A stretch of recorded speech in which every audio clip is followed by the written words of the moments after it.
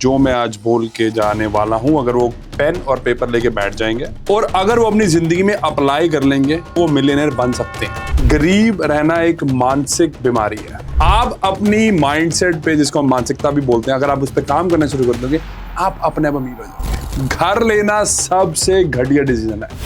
अभी मैं जो बोलने वाला हूं थोड़ा कंट्रोवर्शियल है, थोड़े लोगों की समझ के बाहर होगा, पर जिनके पास ये मेरा मैसेज जाना चाहिए उनको मिल जाएगा।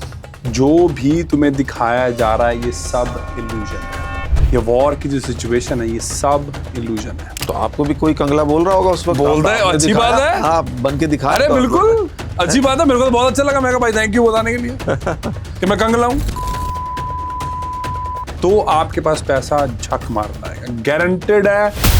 इतनी सारी प्रॉब्लम्स हैं आप इंडिया में सॉल्व कर सकते हो, लोगों की जिंदगी बढ़िया कर सकते हो, पैसा आपके पीछे झक मारता है। तो इसीलिए जब मैं क्या थियरी है, ये कौन सी थियरी है? अगले 10-15 साल में अगर तुम अमीर ना हो ना इंडिया में रह के, तो भाई साहब ये कॉफी अभी इन्होंने ला के दी है मैंने बहुत गालियां खाने के बाद, तो उसमें डूब के मर जाना। अभी फिर वॉर वाली कंडीशन है, तो क्या गोल्ड का रेट और ऊपर जाएगा? गोल्ड भी है ऑप्शन में, प्रॉपर्टी भी है और कैश भी है। तो इस सिचुएशन में, वॉर वाली सिचुएशन में, किस पे हाथ रखना चाहिए पहले? पोटेंशियल आपकी यहाँ पे, काम आप इधर के कर रहे हो, फिर तुम रो रहे हो। ये तो ट्रैप है। पर सिस्टम को डिजाइन इसलिए किया जाता है ताकि वो आपको कंट्रोल कर सके। डोनाल्ड ट्रम्प क्या है कि इंडिया को कॉर्नर करने की कोशिश कर रहा है। वो इसलिए कर रहा है क्योंकि रशिया से सारा तेल आता है हमारा। दुनिया की हिस्ट्री में आज तक सिर्फ 2 कंट्रीज ऐसी हुई हैं जिसने डेथ टू अमेरिका बोला है। एक है पहले नॉर्थ कोरिया और दूसरी ईरान। अगर आप डेट ले रहे हो अपना घर लेने के लिए, फिर तो वो ट्रैप है। अगर आप लेवरेज बैंक का पैसा करके और पैसा कमा सकते हो, वो ट्रैप नहीं है भाई। मतलब लोन हमेशा बुरा नहीं है? हमेशा बुरा नहीं है। प्रॉपर्टी वर्सेस स्टॉक मार्केट, कहाँ ज्यादा विश्वास किया जा सकता है? अब कई लोग मेरे को गालियां देंगे इसके बाद, पर चलो, जब आप इमोशंस अपने यूज करने शुरू कर दोगे, बस आप समझ लेना कि आपका जो अंत है वो बहुत पास है। इनको पता ही नहीं चल रहा होता कि भाई इनके साथ गेम्स खेली जा रही है। जब आपको पता ही नहीं है कि आपके साथ गेम्स खेली जा रही है, तो आप क्या करोगे इसका? 99% लोगों को फाइनेंशियल फ्रीडम का मतलब नहीं पता है। इनको मतलब नहीं पता, नंबर 1, और इनको पता नहीं है कि इनको फाइनेंशियल फ्रीडम के लिए चाहिए क्या। गारंटेड है भाई। आपको फॉर्मूला बता दो फाइनेंशियल फ्रीडम में क्या, सुन लो। दोस्तों, आपने सुना होगा कि पैसा ही पैसे को खींचता है, मगर बात सिर्फ इतनी ही नहीं है। सही तरीके से, सही स्ट्रेटजी के साथ लगाया हुआ पैसा ही ऐसा करता है, नहीं तो वो आपके पैसे को डुबा भी देता है।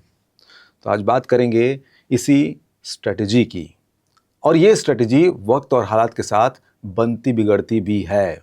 जैसे अभी अगर जियोपॉलिटिकल पर नज़र डालें और जिस तरह से वॉर, युद्ध के हालात बने हुए हैं, ईरान, यूएस, इजराइल, तो इन सब का असर प्रॉपर्टी पर, गोल्ड पर क्या पड़ने वाला है? घर अगर आप खरीदते हैं तो क्या ये एक सही फाइनेंशियल डिसीजन है? इसके अलावा सैलरी से क्या वेल्थ बनाई जा सकती है? साथ ही साथ अमीर लोग, रिच पीपल, प्रॉपर्टी का किस तरह से इस्तेमाल करते हैं जो आम लोगों को नहीं पता चल पाता। ऐसे और भी बहुत सारी चीज़ें, बहुत सारी बातें जो आपको जाननी चाहिए, वो आज होने वाली है। और इसके लिए हमारे स्टूडियो में जो मेहमान हैं, जसमीत सिंह, जो ऑस्ट्रेलिया से सीधे यहाँ पर आए हैं और इन सब विषयों पर अपनी गहरी पकड़ रखते हैं, खुलकर बेबाकी से बात रखते हैं, करते हैं। आइए स्वागत करते हैं। वो मानते हैं कि अगर गरीबी आपके अंदर है या गरीबी है कहीं, तो सिर्फ पैसे का खेल नहीं है, वो माइंडसेट, गरीब सोच का भी परिणाम है। तो ये पॉडकास्ट बहुत ही ज़बरदस्त होने जा रहा है। आइए शुरुआत करते हैं। जसमीत जी, बहुत बहुत स्वागत है आपका। थैंक यू भाई, कैसे हो? बस बढ़िया बढ़िया। आप इस पॉडकास्ट के लिए इतनी दूर से ये सफर तय करके आए हैं, पहले तो तहे दिल से आपका शुक्रिया। शुरुआत करें। आपका भी शुक्रिया, क्योंकि आपने पॉडकास्ट, आज मैं पहला पॉडकास्ट कर रहा हूँ, आपने नए स्टूडियो बनवाया मेरे लिए, तो भाई अगर आप ये सब कर सकते तो मैं क्यों नहीं कर सकता? Thank you. अभी हवन भी हुआ, और उससे आने से पहले ही मतलब जो इतनी अच्छी वो खुशबू आ रही होती है, तो वो भी आ रही थी। सो आपका भी शुक्रिया, थैंक यू सो मच। आध्यात्मिक माहौल है सर। आध्यात्मिक लोग तो भाई मत देखना। ये पॉडकास्ट उनकी नसें सड़ जाएंगी, तो मत देखना। चलिए, लेकिन जो भी हो, जितनी भी तीखी बातें रहें, जो भी रहे, लेकिन लोगों का फ़ायदा हो, ये बहुत ज़रूरी है। और हम ये, जैसा मैंने शुरू में ही कहा था कि इस पॉडकास्ट में हम कोशिश करेंगे कि गागर में सागर भर दें। तो ज़्यादा और बातें इधर उधर नहीं, सीधे मुद्दे पे आते हैं, क्योंकि जनता वही जानना चाहती है कि उसके काम लायक क्या क्या चीज़ें आप दे रहे हैं, किस तरह से दे रहे हैं, वो मायने नहीं रखता है। पहला सवाल सीधा सीधा वही है कि जो मैंने कहा कि घर में इन्वेस्ट करना एक सही फाइनेंशियल डिसीजन है क्या? भाई बिफोर मैं उसका आंसर दूं, मैं आपको ये गारंटी दे रहा हूं, अगर आपकी ऑडियंस जो मैं आज बोल के जाने वाला हूं, अगर वो पेन और पेपर लेके बैठ जाएंगे और अगर वो अपनी जिंदगी में अप्लाई कर लेंगे, गारंटेड उनका फायदा नंबर 1, नंबर 2 वो मिलियनेयर बन सकते हैं। मिलियनेयर कम से कम, सिर्फ अप्लाई करना है। कम से कम बता रहा हूं मैं। पर गरीब कंगले जो होते हैं ना, कंगले वो होते हैं जो मैं बोलने वाला, शायद ये 4 दिन इनको नींद नहीं आएगी, पर बोलना जरूरी है। मेरे को लगता है गरीब रहना एक मानसिक बीमारी है। आप अपनी माइंडसेट पे, जिसको हम मानसिकता भी बोलते हैं, अगर आप उस पर काम करना शुरू कर दोगे, आप अपने आप अमीर हो जाओगे, गारंटी है। रही बात क्वेश्चन की, घर लेना सबसे घटिया डिसीजन है। कैसी बात करते हो आप? मैंने सुना है आपको पहले भी, लेकिन ये घर सिर्फ घर लेना ही नहीं है, एक आपको पता ही है कि एक इमोशन भी, इमोशनल फैसला भी, एक लगाव है उससे। तो हर कोई चाहता है, कोई लोग बाहर से आके यहाँ रहते हैं, सालों सालों टाइम देते हैं, तो घर लेने में क्या दिक्कत है? और वो भी तो एक एसेट ही है ना। आप गुजरातियों को देख लो, और जो टॉप 1% लोग भी हैं, कोई गुजराती भी बहुत स्ट्रेटेजिकली चलते हैं और काफी पैसा जो ड्रिवन अप्रोच होती है उनकी, कि भाई यहाँ पैसा बनना चाहिए, दैट्स इट।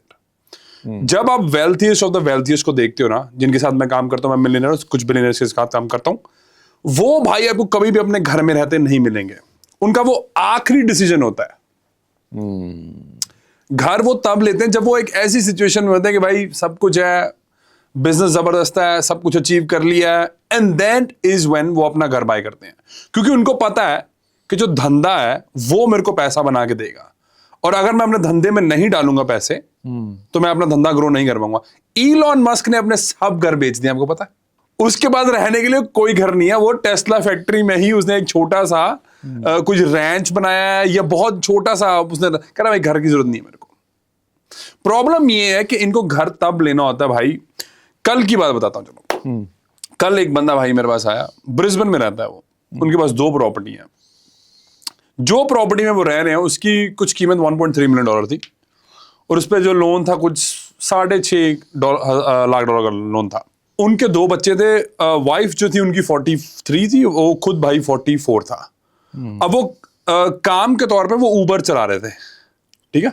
और जो वाइफ थी, क्योंकि बच्चा उनका भी थोड़े महीने पहले हुआ था, वाइफ काम नहीं कर रही है। भाई इतना स्ट्रेस्ड आउट, मतलब उसको अंदर से डर लग रहा है कि भाई काम नहीं कर रही मेरी वाइफ, जो कि बनता भी है, बच्चा हुआ तो भाई उनको प्रेशर नहीं डालना चाहिए, I agree with that bit.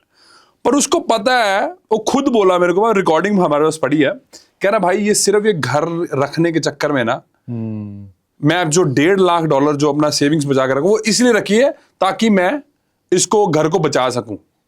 अब मैंने उनको बोला, मैं अगर आप घर बेच देते हो, आपके पास $7.5 लाख एक्सेस कर सकते हो। उस $7.5 लाख को आप डबल ट्रिपल बहुत आराम से कर सकते हो, क्योंकि आप इन्वेस्टिंग के माइंडसेट से करोगे।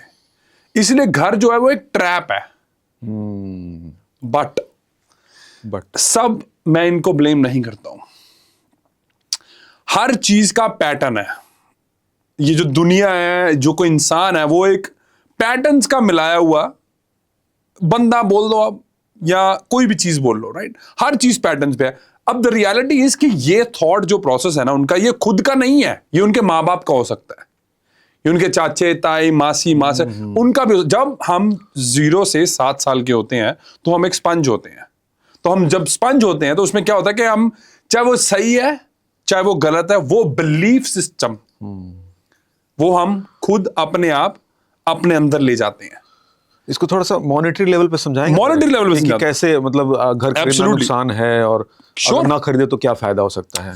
अब चलो उस बंदे की बात कर लेते हैं। उसका गोल, भाई मेरे पास नोट्स पड़े हुए, मैं आपको नोट्स दिखाता हूँ। वो कहता है भाई मेरे को कम से कम 5 प्रॉपर्टीज देनी है। कहता है आपने मेरा माइंडसेट चेंज कर दिया, मैंने आपकी बहुत वीडियोस देख ली है, समझ आ गया। कह रहा भाई इतने सारे $7.5 लाख, पता कितना होता है भाई गरीबों? $7.5 लाख है वो, ठीक है, समझ रहे हो? इतना पैसा उसके पास है, पर वो कुछ कर नहीं पा रहा है। अप्रोक्सीमेटली उसके पास 3 करोड़ के आसपास उसके पास है, कुछ नहीं कर पा रहा उस पैसे का। अब आप किसी गुजराती बंदे से पूछो या किसी बिजनेसमैन से पूछो कि भाई 3 करोड़ मैंने फंसाया वो घर पे कह रहा, तो पागल है क्या भाई? मॉनेटरी तौर पर बस सिंपल सी बात है भाई, जिस घर में वो रह रहे हैं ना वो ऑलरेडी ग्रो कर चुका है। हाँ, वही मैं पूछने जा रहा था। हाँ जी, मैं उस पे आ रहा था। हाँ, कि अगर वो है तो वो भी तो एक इन्वेस्टमेंट नहीं, एब्सोल्युटली। आप पर क्या होता है भाई कि जब जिस घर में आप जिस जगह पे आप रहते हो ना, वो यूजुअली एक एस्टैब्लिश्ड एरिया होता है, या आपको वहां घर लेना अच्छा लगता है जहां पे मतलब कुछ इंफ्रास्ट्रक्चर आ चुका है। अब उसमें क्या होता है, उस एक घर की जाके एक टाइम के बाद जो ग्रोथ है वो रुक जाएगी। बट मैंने उसको बोला, मैं कहा भाई अगर आप ये $7.5 लाख निकालते हो और वहां पे डालते हो जहां पे फ्यूचर इन्वेस्टमेंट्स आने वाली है, जहां पे इंफ्रास्ट्रक्चर बनने वाला है, अगर आप वहां पे जाके लैंड खरीद के डेवलप करोगे, आप इस पैसे को ना करते 3 साल में डबल कर सकते हो। अब वो पैसा वहीं पे है, इनकम उनकी कम है और वो पैसे का कुछ कर नहीं पा रहे होते, पैसा है पर वो ब्लॉक्ड है। और उसकी ग्रोथ अगर हम बात करें एक्चुअल नंबर्स में, तो मैं क्विकली नंबर्स कर लेता हूं कि भाई अगर हम कोशिश कर लेंगे $7.5 लाख जो है उनका, ठीक है, अगर हम उनकी 5% से ग्रोथ है, दैट मीन्स कि वो कुछ $37 हजार की कुछ ग्रोथ कर रहे हैं, ठीक है। ये हो गया 1 साल की। पर अगर हम यही पैसा यूज करके, जो मैंने उनको बोला था, मैं कहा भाई आप 4 प्रॉपर्टीज लो या कम से कम आप 3 प्रॉपर्टीज लो $2 लाख डाल के, और उसके पीछे आप एक ग्रैनी फ्लैट या एक और घर बना सकते हो, या आप एक बड़ा लैंड लेके भी उसको डेवलप कर सकते हो, उसको आप कर लो। उसमें क्या होगा भाई कि अगर ये 7.5 को हम मल्टीप्लाई करते हैं और मान लो हमने 9 लाख की प्रॉपर्टी ली, ठीक है, $9 लाख है भाई करीब वो, ठीक है, बार बार तुम्हें बता तो उनके पास $2.7 मिलियन की प्रॉपर्टीज हो जाएंगी, ठीक है। अब हम इस पे क्योंकि हम एक्सपेक्ट कर रहे हैं कि भाई 8% बनेगा, भाई एक जगह वो पैसे कमा रहे थे 37,000 और एक जगह जो उनकी ग्रोथ है वो $2,16,000 है, जमीन आसमान का फर्क है। सो मॉनेटरी लेवल पे अगर रुपए में बताऊंगा आप मर जाओगे, पर मैं बता देता हूं आपको, 1 मिनट रुको, $37,000 को करें तो वो हर साल $1,80,000 के आसपास की ग्रोथ कर रहे हैं, डॉलर है। अगर मैं इसको 64 से मल्टीप्लाई करता हूं ना, ये 1 करोड़ के आसपास की कीमत बनती है। 64 से सॉरी मल्टीप्लाई कर रहा हूं, क्योंकि ऑस्ट्रेलियन डॉलर है ना। अच्छा, ऑस्ट्रेलियन डॉलर है, ऑस्ट्रेलियन डॉलर है, ठीक है, हाँ। Sorry, just to confirm, 11 lakh के आसपास बन गए भाई। और एक जगह वो सिर्फ और सिर्फ, अगर मैं इसको और मल्टीप्लाई करूं, 37 को, एक जगह वो 2 लाख कमा रहे हैं और एक जगह वो 11 लाख कमा रहे हैं। बहुत का किसको लेना? आपको कितने पैसे चाहिए? अगर आपको 2 लाख लेने हैं तो लो ना, कोई दिक्कत नहीं भाई, मेरे को 11 कमाने हैं। मैं अनइमोशनल आदमी हूं, इसलिए मॉनेटरी लेवल में आप देखोगे तो आप बहुत कुछ कर सकते हो। अब कई लोग बोलेंगे कि इतनी ग्रोथ नहीं होती, भाई हमारे पास डाटा है। मैं आपको अगर रिपोर्ट्स निकाल के दिखा दूं ना, हमारी जो इतनी डिटेल्ड रिपोर्ट्स होती हैं, हमारे खुद के सिस्टम है भाई। हम अगर किसी जगह को चूज कर लेते हैं, उसमें पता चलता है कब ये प्रॉपर्टी कितने की थी, आखिर 10 साल का डाटा क्या था, इसकी वैकेंसी रेट क्या है, इसमें कितनी देर लग रही है प्रॉपर्टी बिकने में, एवरीथिंग। आप करते हो इमोशनल इन्वेस्टिंग, हम करते हैं डाटा बेस्ड इन्वेस्टिंग। एक और सवाल जो मैंने शुरू में ही बोला था कि आखिर अमीर प्रॉपर्टी का किस तरह से क्या करते हैं जो आम लोगों को पता नहीं चल पाता। वो भाई डेवलपमेंट करते हैं और वो समझते हैं कि बर स्ट्रेटजी क्या होती है, उसको बोलते हैं BRRRR। अच्छा, उसमें वो क्या करते हैं भाई, अनइमोशनल होते हैं वो, गरीबों कंगलों, कुछ समझने की कोशिश करो। वो पुराना घर लेते हैं, उसको रेनोवेट करते हैं, उसको रीफाइनेंस करते हैं, उसको रेंट करते हैं, और यही प्रोसेस रिपीट करते रहते हैं वो, और उसको फिर लेवरेज करते हैं। अमीरों में और गरीबों में सिर्फ एक ही फर्क है मेरे हिसाब से, जो अभी तक मेरे को समझ आया वो यही है कि उनको लेवरेज करने का पता होता है कि लेवरेज कैसे करना है। वो लेवरेज चाहे प्रॉपर्टी है, चाहे वो बिजनेस है, चाहे वो एम्प्लॉइज है, चाहे वो कुछ भी है, गाड़ी भी एक लेवरेज है। लेवरेज को थोड़ा और क्लियर करके। लेवरेज का मतलब ये है कि आप उसको यूज कर रहे हो ताकि आप अपने आप को और ग्रो कर सकते हो। और गरीबों में और अमीरों में यही फर्क है भाई। वो सिर्फ और सिर्फ एक शब्द, इससे आने से पहले ना मेरी जो सोशल मीडिया टीम है ना, मैं उनके साथ, जो उनका हेड है, मैं उनके साथ बैठा हुआ था। तो वो अगर चाहे, जब उसने स्टार्ट करा था तो वो खुद एडिटिंग करता था पहले, जब उसने हमारे साथ स्टार्ट करा था। अब उसने हम टीम एक्सपेंड कर रहे हैं, कम से कम हमारे पास 4 एडिटर, 3-4 एडिटर रहते हैं हमेशा। वो अब क्या कर रहा है, वो जो 3-4 बंदे को लेवरेज करके जो डिस्ट्रीब्यूशन है कंटेंट की, वो उसको और बढ़िया कर रहा है। This is what a leverage is called. जिस बंदे को ये समझ आ जाएगा भाई, पैसे को भी आप लेवरेज कर सकते हो। अब पैसा लगा रहे हो ना प्रॉपर्टी में या गोल्ड में या कहीं पे भी लगा रहे हो आप, for the sake of argument, तो आप उसको लेवरेज कर रहे हो ताकि मेरा पैसा जो है और बढ़ेगा। ये अगर आपको समझ आ जाए ना। मैंने ये भी देखा है कि बहुत सारे लोग जो फाइनेंशियल एडवाइस देते हैं सोशल मीडिया पे ही, वो ये भी कहते हैं कि भाई आप जो आपकी अर्निंग है, क्योंकि सैलरीड लोग बहुत ज़्यादा हैं शहरों में, तो उसके ज़रिए वो लोग बताते हैं कि इससे भी आप पैसा बना सकते हो। Is it possible? सैलरीड लोग पैसा बना सकते हैं, धनवान बन सकते हैं, यह है संभव? सैलरीड लोग की सब्जियां बदल सकती हैं, पर उनकी जिंदगी लाइफस्टाइल नहीं बदल सकती। What do I mean by that? अब गरीबों की और अमीरों की आपको डेफिनेशन दे रहा हूं, ध्यान से प्लीज कंगलो तुम सुन लेना। अमीर लोग क्या करते हैं, जब उनकी इनकम इंक्रीज होती है ना, वो अपने खर्चे वही रखते हैं और जो इंक्रीज इनकम होती है ना उसको इन्वेस्ट करते हैं। अब गरीब लोग जो अब सैलरी वाले होते हैं ना, ज्यादातर लोग ऐसे होंगे, आई वुड से कि 99% जो लोग होंगे ना वैसे होंगे, जैसे उनकी तनख्वाह बढ़ती है ना, वो या तो बड़ा घर ले लेंगे, बड़ी गाड़ी ईएमआई पे ले लेंगे, खर्चे डबल कर लेंगे। बिल्कुल। गरीबों में और अमीरों में यही फर्क है कि उनको ये नहीं पता कि भाई खर्चे उतने ही रखने होते हैं और या तो बिजनेस में इन्वेस्ट करना होता है या अपने प्रॉपर्टीज में या इन्वेस्टमेंट कहीं पे भी करना होता है। और yes, exceptions are always there. कई लोग जो 9 to 5 करते हैं वो भी धनवान नहीं हो सकते, पर उनके पास एक अच्छी जिंदगी हो सकती है। धनवान आप नहीं हो सकते हो। और आपको पता ही है कि मैं ऑफ कैमरा आपको बता ही रहा था कि बिजनेस एक स्पिरिचुअल गेम है। जिसके पास अपने से आगे की सोचने की, समझने की, करने की क्षमता हो जाए, दूसरों के लिए करने की क्षमता हो जाए, या कुछ सोच उसकी ऐसे हो जाए कि भाई हाँ मैं कुछ दूसरों के लिए कुछ करना शुरू कर दूं, बस भाई जिंदगी बदल जाएगी। पर आप गरीब हो, आप पंगले हो, क्योंकि आपको अपने जो साथ वाले नेबर्स है ना, उनको गाड़ियां दिखाने के लिए पैसे खर्चने हैं। मैं अपनी चाची, मामी और ताई को कैसे बता दूं कि भाई मेरे पास पैसा आ गया? उनको जलाने के लिए आपको पैसा चाहिए।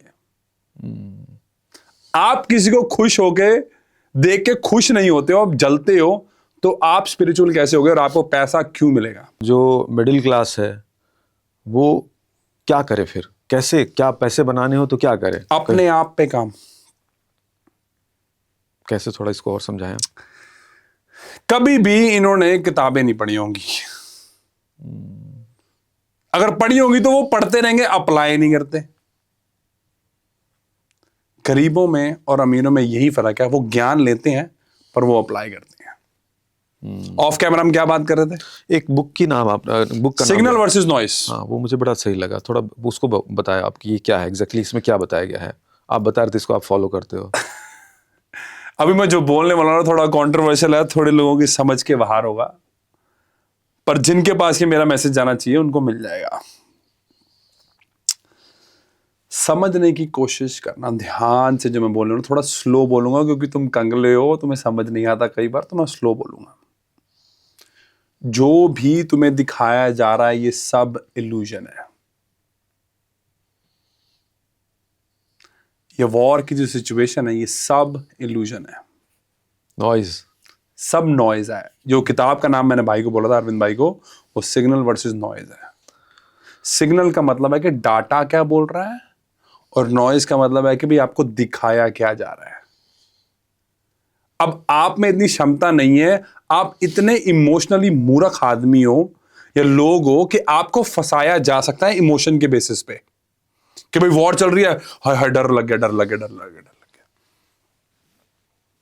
पर जो समझदार लोग होते हैं उनको पता है यार ये नॉइज है, कुछ चल रहा है पीछे, मेरे को पता नहीं है क्या चल रहा है। मैं ना डाटा गैदर करने की कोशिश करता हूं, मैं देखने की कोशिश करता हूं भाई चल क्या रहा है, ऐसा क्या हो गया कि भाई वो इतना स्ट्रेटेजिकली डोनाल्ड ट्रंप ये सब चीजें कर रहा है। अब सीक्वेंसिंग देखो, सीक्वेंसिंग का मतलब इनको समझा देता हूं, इनको समझ जाएगा ककले। सीक्वेंसिंग का मतलब होता है कि पहले आपने क्या करा, उसके बाद क्या स्टेप लिया, उसके बाद क्या स्टेप लिया, और उसके बाद क्या स्टेप लिया। पहले उसने वेनेजुएला अपने हाथ में करा। सबसे बड़ा जो क्रूड ऑयल का रिजर्व जो है ना, वो वेनेजुएला के पास है दुनिया का।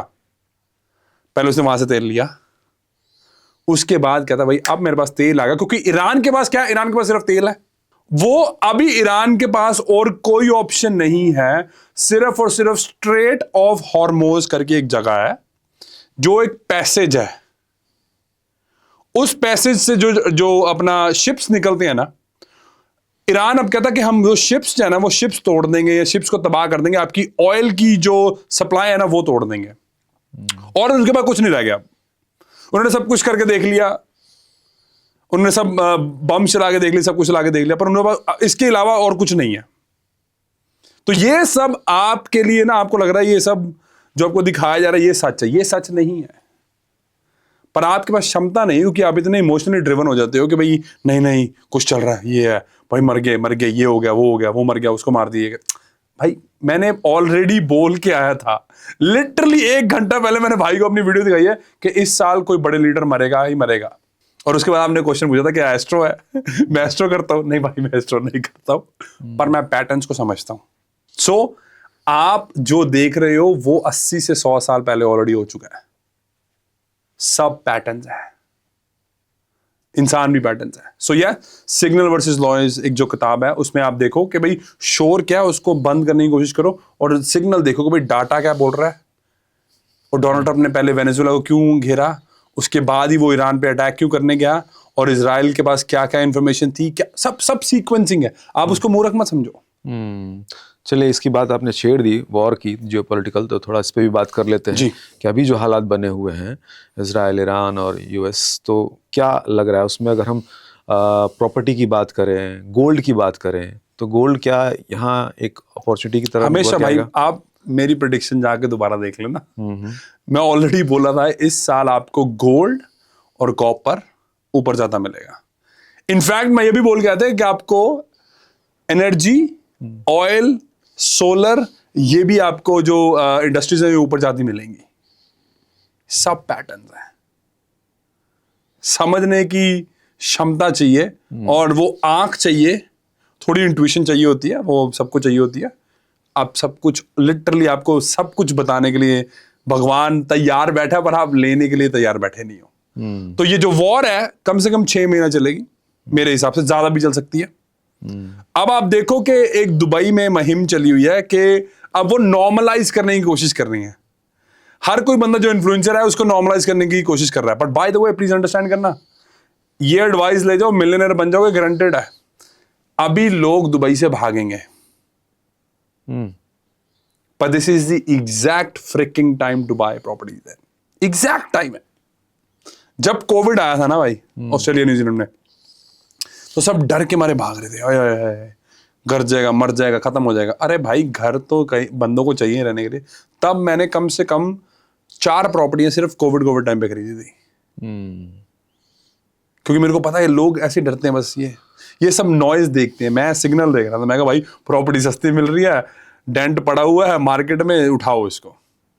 और एग्जैक्टली वही हुआ। जो बंदे भी एक्चुअली इंडिया में भी मार्केट बहुत बूम करी उसके बाद, कोविड के बाद, तो मतलब रुकी नहीं है। सो आप जो देखते हो वो नॉइज है, जो मैं देखता हूँ वो सिग्नल है। सो यस, मिलियनेयर बनना है तो दुबई में प्रॉपर्टी इन्वेस्ट करना, पर अपार्टमेंट्स मत खरीद लेना। जरा इसका भी अंतर बताएं, अपार्टमेंट्स और अपार्टमेंट्स पे आप लैंड नहीं ओन करते हो। इनफैक्ट मैंने एक वेबसाइट का डोमेन खरीदा है, don't buy apartments in Dubai और यू विल बी सॉरी.com। तो भाई साहब अपार्टमेंट्स मत बाय करना। गोल्ड का प्राइस डेफिनेटली शॉर्ट अप होगा, क्योंकि जब भी अगर आप 1990s की जो वॉर्स है, जब इराक पे अटैक हुआ था मिडिल ईस्ट में, गोल्ड प्राइसेस भी ऊपर गए थे, और उसके बाद अपना जो ऑयल के प्राइसेस भी ऊपर गए थे। एग्जैक्टली वही पैटर्न है। तो ये तो है ही कि दुनिया जब भी अनस्टेबल सिचुएशन आती है, गोल्ड तो मार्केट में जो है, मार्केट का बिहेवियर बदलता है, और यही चीज किसी किसी के लिए अपॉर्चुनिटी बनती है, अमीरों के लिए भाई अपॉर्चुनिटी है। तो यहाँ भी इस तरह से बन रहा है, तो गोल्ड के लिए अच्छा है अभी गोल्ड भी ले सकते हैं। कॉपर यही बात हम 1 साल बाद दोबारा करेंगे भाई। किसके लिए? कॉपर के लिए? गोल्ड और कॉपर के लिए देख लेना। कॉपर का थोड़ा बताइए, कॉपर का कैसे क्या खेल होता है जो उसका रेट भी बढ़ रहा है? कॉपर का रेट इसलिए बढ़ रहा है भाई क्योंकि आप पढ़ते नहीं हो, मैं पढ़ता बहुत हूँ। मैंने आपको ऑफ कैमरा बताया था कि भाई कॉपर का रेट क्यों ऊपर जाएगा। कॉपर का रेट इसलिए ऊपर जाएगा क्योंकि जो डाटा सेंटर्स, जिसमें trillions and trillions of dollars की इन्वेस्टमेंट हो रही है, उसकी जो पाइप्स हैं वो उन्होंने अब कॉपर पे शिफ्ट कर दी है। क्योंकि कॉपर जो है एक अच्छा मेटल है और सस्ता के मेटल है एज कम्पेयर टू सिल्वर।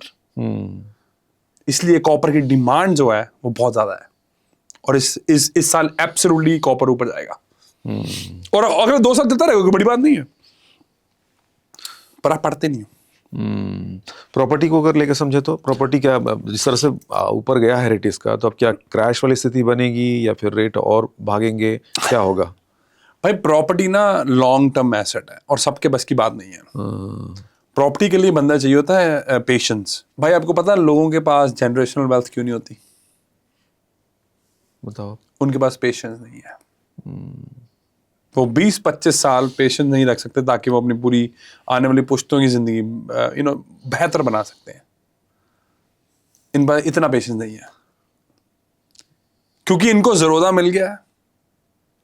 और यानी को जो गैम्बलिंग जिसको मैं बोलता हूं, भाई हर ट्रेडिंग प्लेटफॉर्म पे पता क्या लिखा होता है? 85% ऑफ द टाइम जो है जो लोग आप पैसे नहीं कमाते ट्रेडिंग करते हुए। आपको लगता है, पर फिर भी आपको मेरे को बात याद आ गई जब हम ऑफ कैमरा बात करते हैं, आपको पता क्या लगता है? पर आप वो 85% नहीं हो। मैं तो वो 15% जो पैसे बना लेगा, और वो आप कभी नहीं बन पाते। सो पेशेंस नहीं होगी तो गिरोगे ही गिरोगे। क्योंकि ट्रेडिंग में भी जो बंदा अगर पेशेंटली मार्केट में बस रहे, ठहर जाए, पैसा कमाने का। तो प्रॉपर्टी के लिए भी ठीक टाइम है, कोई दिक्कत नहीं है। लॉन्ग टर्म इन्वेस्टमेंट तो प्रॉपर्टी को आप बीट ही नहीं कर सकते ना।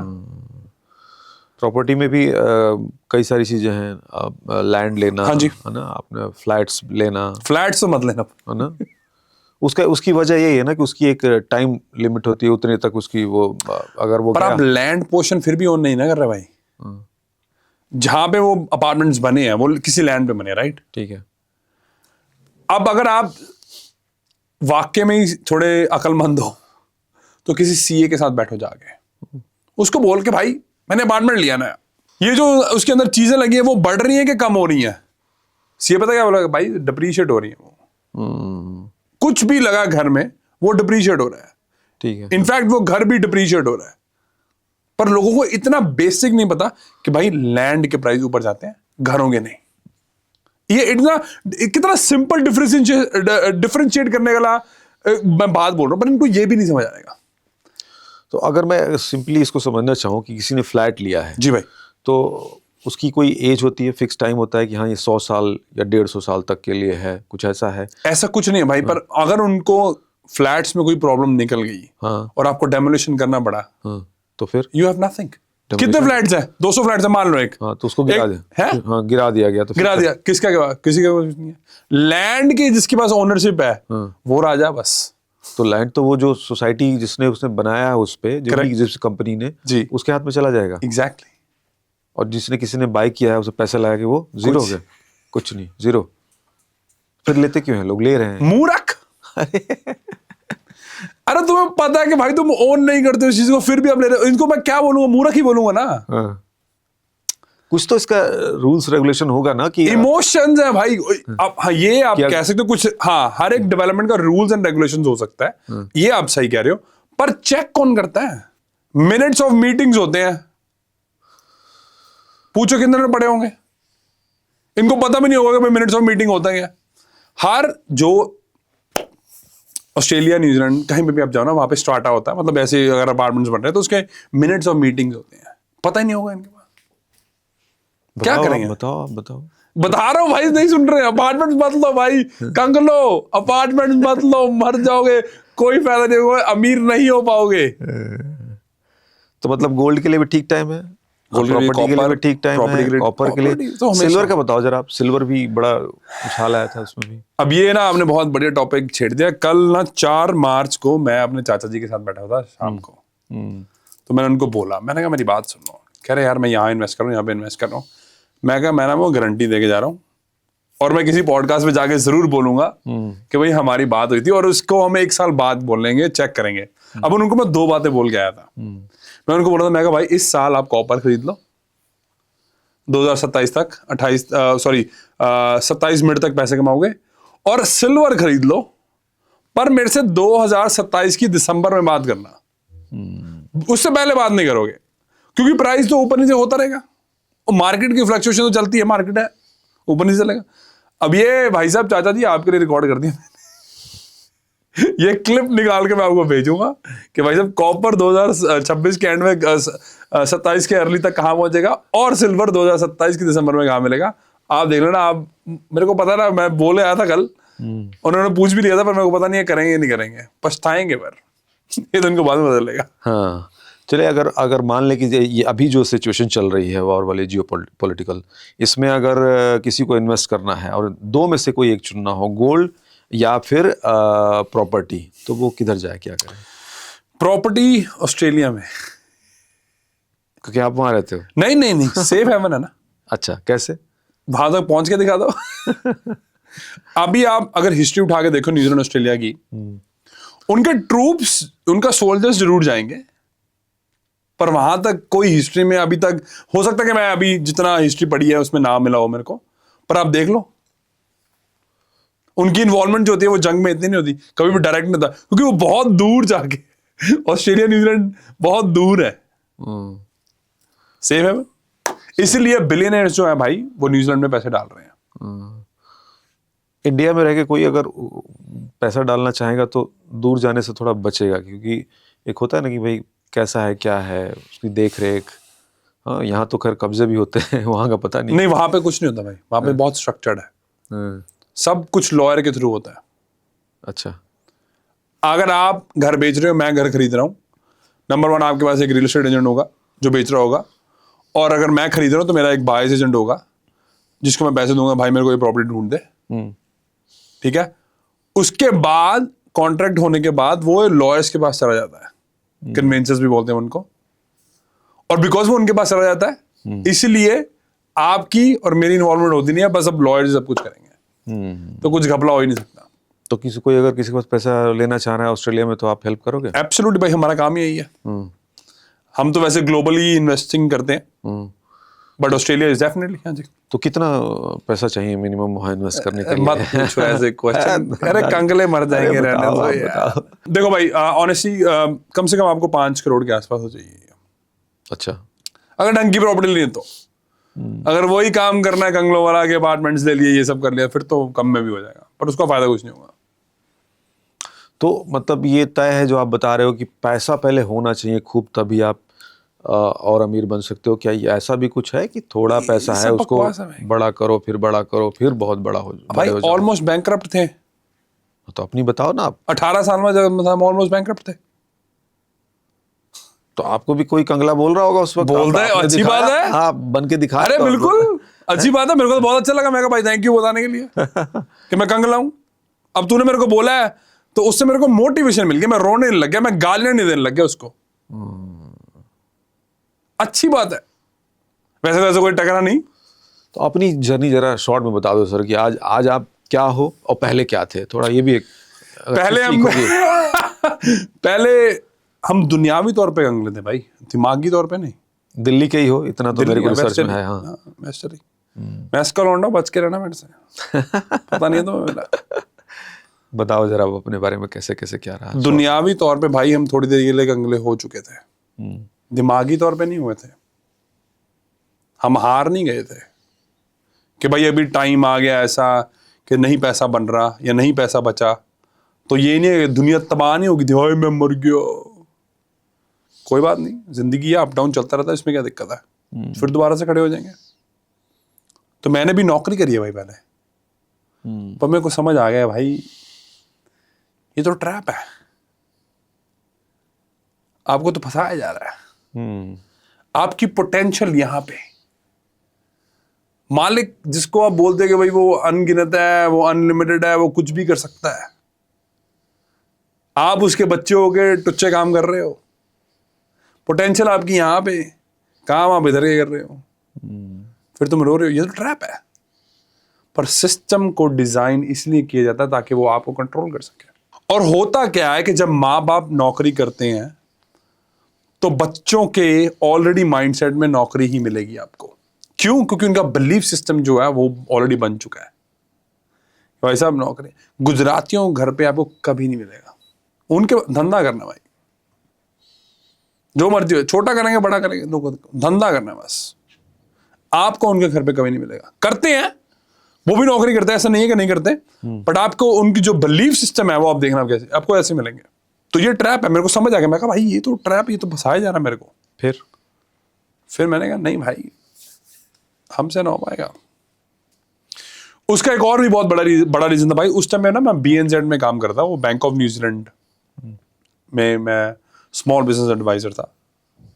तो हुआ ऐसा कि भाई कोई क्लाइंट हमारे पास आया, मतलब मेरे पास आया, मैं उसकी मदद करने की कोशिश करता, उससे गलतियां कुछ हो गई, जैसे हर एक बंदे से होती है। वो बिजनेस था उनका, उनके बिजनेस में कुछ गलतियां हुई, तो उसके क्या हुआ, उसके उनकी इनकम बंद हुई, और इनकम होने के बंद के बाद उनका क्या हुआ कि उनकी घर की मॉर्गेजेस जो थी उनसे नहीं दी जा रही थी। तो वो लिटरली हमारा सिचुएशन जो थी कुछ साल पहले, वो उसके साथ हो रही थी। मैं उसकी मदद करने की कोशिश कर रहा था, पर मैं उसकी मदद नहीं कर पाया। तो मेरे दोस्त ने मेरे को बोला, यार कह रहा तू बड़ा अपसेट नजर आ रहा है, वैसे तू होता नहीं, क्या बात होगी ऐसा।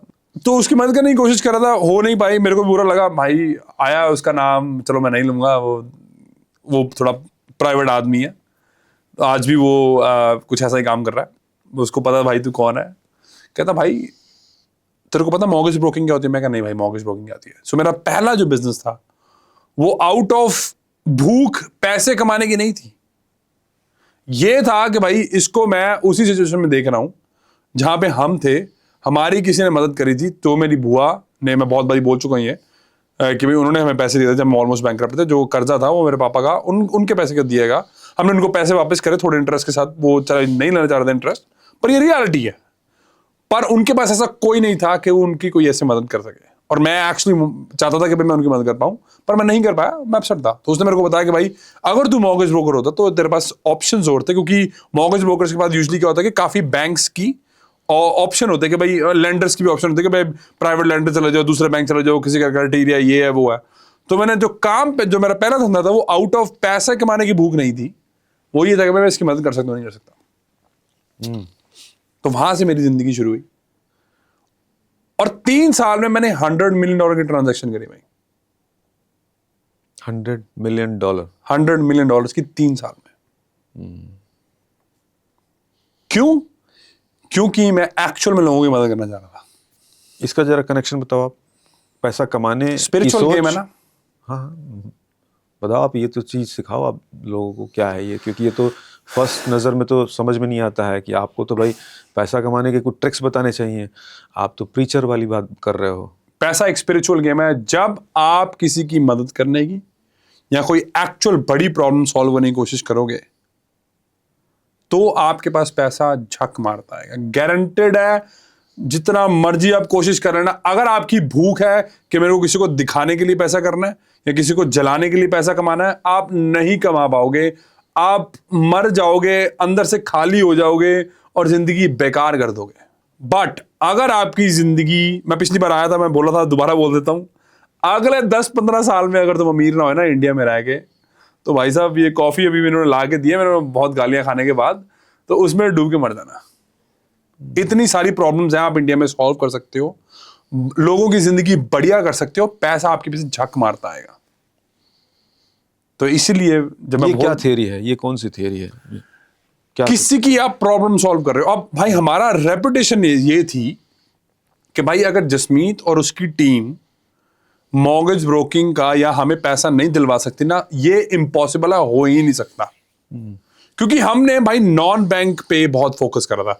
नॉन बैंक का मतलब ये जो प्राइवेट लेंडर से, जहां पे पैसे, जो लोग फंसे होते थे ना भाई, उनको हमने कितनी बार ऐसी ऐसी जगहों से निकाला है। ठीक, वो सोचते थे कि भाई ये तो हो ही नहीं सकता। तो मैं किसी की प्रॉब्लम सॉल्व कर रहा था, किसी की जान और लिटरली बचाने की कोशिश कर रहा था। जो घर वगैरह बिकने वाले थे, उनके घर बिकने से मैं बचा रहा था। तो उससे क्या हुआ, क्या उन लोगों ने पलट के कुछ किया? एब्सोल्युटली। उन लोगों ने 36 लोगों को जाके खुद ही बताया। अच्छा, आप किसी की प्रॉब्लम सॉल्व करने की कोशिश करो, अपनी इंटेंशंस, बिलियनर बनना है तो ये अप्लाई कर लेना, गारंटेड है बिलियनर शायद बन सकोगे, गारंटेड दे रहा हूं। अपनी इंटेंशंस ठीक कर लो बस। बड़ी बात आप बोल रहे हैं। इंटेंशंस ठीक कर लो, बिलियनर बन जाओगे, गारंटेड है। आप लोगों से जलना बंद कर दो, उनका भला कैसे कर सकते हो वो करना शुरू कर दो, गारंटेड बिलियनर। इलॉन मस्क क्या कर रहा है भाई, क्या कर रहा है? वो सिर्फ लोगों का भला करने की कोशिश कर रहा है। हाँ, पैसा नहीं कमा रहा है। पैसा तो कमा रहा है, $750 बिलियन है उसके पास। मतलब वो पैसा बाय प्रोडक्ट है, जैसे कि बाय प्रोडक्ट है। जैसे आप गन्ना, जब आप गन्ने का रस निकालते हो तो उसके साथ साथ उसकी चीजें भी निकलती हैं, वो भी बिकता है, जो सूखी वाली चीजें निकलती हैं, वो चारा बनता है ना, हाँ, चारा बनता है और बहुत सारी चीजें बनती हैं उससे, तो वो बाय प्रोडक्ट है। ये इनका जो फोकस, मेन जो फोकल पॉइंट है ना इनका, वो पैसा है। जो ऐसा करेगा भाई नहीं हो पाएगा, मैं लिख के दे रहा हूं आपको। जलन की बात आप कर रहे हैं, महिलाएं अपने ज्वेलरी से बहुत जलाती हैं लोगों को, दूसरों को, तो खुद भी मरते हैं भाई। अब उनके हस्बैंड मर रहे होते हैं, वो थोड़ा मर रहे होती हैं। तो गोल्ड की थोड़ा सा और बात कर लेते हैं। अच्छा, मिडिल ईस्ट में जब भी वॉर वाली सिचुएशन बनी, पिछली बार भी जो बनी थी, तो गोल्ड का रेट एकदम भाई ऊपर जाएगा था। अभी फिर वॉर वाली कंडीशन है, तो क्या गोल्ड का रेट और ऊपर जाएगा? गारंटेड है भाई। 160 तो मैं आज से कितने 5-7 महीने पहले जब आया था, 5-4 महीने पहले पॉडकास्ट करा था, वो काफी वायरल था। आई थिंक उस पे 7-8 लाख व्यूज थे। मैं बोल के गया था, मैं कहा भाई 160 बड़े आराम से, मैं कहा 190 तक भी जाएगा। अभी देख लेना आप, अभी और जाएगा, मतलब लोग पैसे लगाने लगाएं। मेरे कहने में मत लगाना। हाँ, ठीक है, वो तो ये कोई एडवाइस नहीं है, ये मेरा ओपिनियन है। ठीक है भाई, ये मेरा ओपिनियन है और मेरे को बहुत गारंटी है, मतलब मेरे को बहुत श्योरिटी है कि भाई मेरी ओपिनियन कैसी होती है। क्योंकि पिछले साल का मैं आपको बोल के आया था, वीडियो पड़ी हुई है मेरी यूट्यूब पे, देख लेना, कि सिल्वर खरीद लेना। उस समय मैंने गोल्ड नहीं बोला था पिछले साल, और वही हुआ, सिल्वर सिर्फ और सिर्फ 136% ऊपर गया था बस। तो गोल्ड अभी और भागेगा ऊपर। गोल्ड डेफिनेटली भाई 2 लाख टच कर सकता है, कोई बड़ी बात नहीं है। चले, अब एक ऑप्शन देते हैं कि गोल्ड भी है ऑप्शन में, प्रॉपर्टी भी है और कैश भी है। तो इस सिचुएशन में, वॉर वाली सिचुएशन में, किस पे हाथ रखना चाहिए पहले? गोल्ड पहले, प्रॉपर्टी नेक्स्ट, कैश भी होना चाहिए भाई। अच्छा, पर कैश होना चाहिए US डॉलर। कैश होना चाहिए US डॉलर। तो सबसे अगर सुरक्षित इन्वेस्टमेंट का ठप्पा डालना है तो गोल्ड और प्रॉपर्टी। भाई आज का आपको पता ही कि मैं करंट अफेयर्स पढ़ता हूं। रुपया सबसे नीचे गिरा है आज तक की हिस्ट्री में, 92 रुपए है अगेंस्ट $1। तो अगर खरीदना डॉलर खरीद सकते हो। अच्छा, इंडिया में प्रॉपर्टी का रेट तो बहुत तेजी से भाग रहा है, आप देख ही रहे हैं। क्यों आपको लगता है कि फ्यूचर में रियल एस्टेट का जो एक बबल बना हुआ है, वो आप किस बेसिस पे कह रहे हो कि ये बबल है? बाय द वे आप बताइए, ऐसा कहा जा रहा है। बबल नहीं है भाई। कुछ जगहों पे बबल हो सकता है, कुछ अपार्टमेंट्स जो बिक रहे हैं अनबिलीवेबल पैसों पे, पर उनका कोई गेम हो रहा है, वो फिर कभी सही, वो बबल हो सकता है। पर real estate as a whole bubble नहीं है भाई। क्यों नहीं है? पर क्यों नहीं है? हाँ, पैसे की वैल्यू गिर रही है भाई कॉन्स्टेंटली। जब तक रुपया सस्ता होता रहेगा अगेंस्ट डॉलर, आपको फिक्स एसेट, जिसको हम गोल्ड और प्रॉपर्टी बोलते हैं, वो आपको ऊपर जाते ही नजर आएंगे, और कोई ऑप्शन नहीं है। इसलिए जब तक, अब डोनाल्ड ट्रंप क्या है कि इंडिया को कॉर्नर करने की कोशिश कर रहा है। वो इसलिए कर रहा है क्योंकि रशिया से सारा तेल आता है हमारा, जो कि डिस्काउंटेड प्राइस पे आता है। इनफैक्ट कल परसों की फिर न्यूज है कि भाई रशिया ने बोला कि भाई आप हमसे लेते रहो, हम और डिस्काउंट प्राइस करने की कोशिश करेंगे आपको। अब इसीलिए ट्रंप ने पाकिस्तान को सपोर्ट करना शुरू कर दिया, क्योंकि पाकिस्तान की क्या औकात है सबको पता है। उनको वो कंट्रोल कर सकता है, क्योंकि सब कुछ तो वो खुद कर रहा है, मतलब सब मिसाइल दे रहा है, सब कुछ उनको एम्यूनिशन दे रहा है, सब कुछ वो ही दे रहा है, सो दे कैन कंट्रोल। अब उसने पहले क्या करा, पहले टैक्स लगाया कि यूएस के जो लोग हैं, इंडियन सिटीजन हैं, अगर वो इंडिया पैसे भेजेंगे तो उनका टैक्स रेज करा। उसके बाद पाकिस्तान को सपोर्ट करना शुरू करा। ये सब सीक्वेंसिंग बोलते हैं इसको। किसी को कॉर्नर करना हो तो यही है। अभी तक कांग्रेस पार्टी बड़ी खुश होगी मैं जो बोलने वाला हूं, क्योंकि मैं भाई, आप चाहे कांग्रेस हो चाहे बीजेपी, आई डोंट केयर। बात करनी है वो जिसका फायदा लोगों को।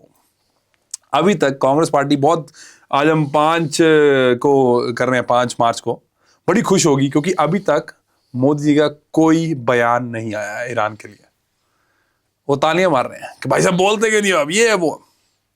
तो चाहे भाई अगर कांग्रेस वाली बात बढ़िया करेंगे तो मैं उसकी बात करूंगा, अगर बीजेपी कुछ बढ़िया बात करेगी, बीजेपी उसकी बढ़िया बात करूंगा। तो क्यों नहीं आ रहा? क्योंकि अभी भी बिहाइंड द सीन्स नेगोशिएशंस चल रही हैं। इनको क्या पता पर कि दुनिया चलती कैसी है। दुनिया की हिस्ट्री में आज तक सिर्फ 2 कंट्रीज ऐसी हुई हैं जिसने डेथ टू अमेरिका बोला है। एक है पहले नॉर्थ कोरिया और दूसरे ईरान। अब आप उससे पंगा ले रहे हो जो कि भाई यहां बैठा है, आप कहीं कोई नहीं, आपके पास सिर्फ तेल है और कुछ नहीं है, आपने दुनिया की जिंदगी हराम करी हुई है ईरान वालों की।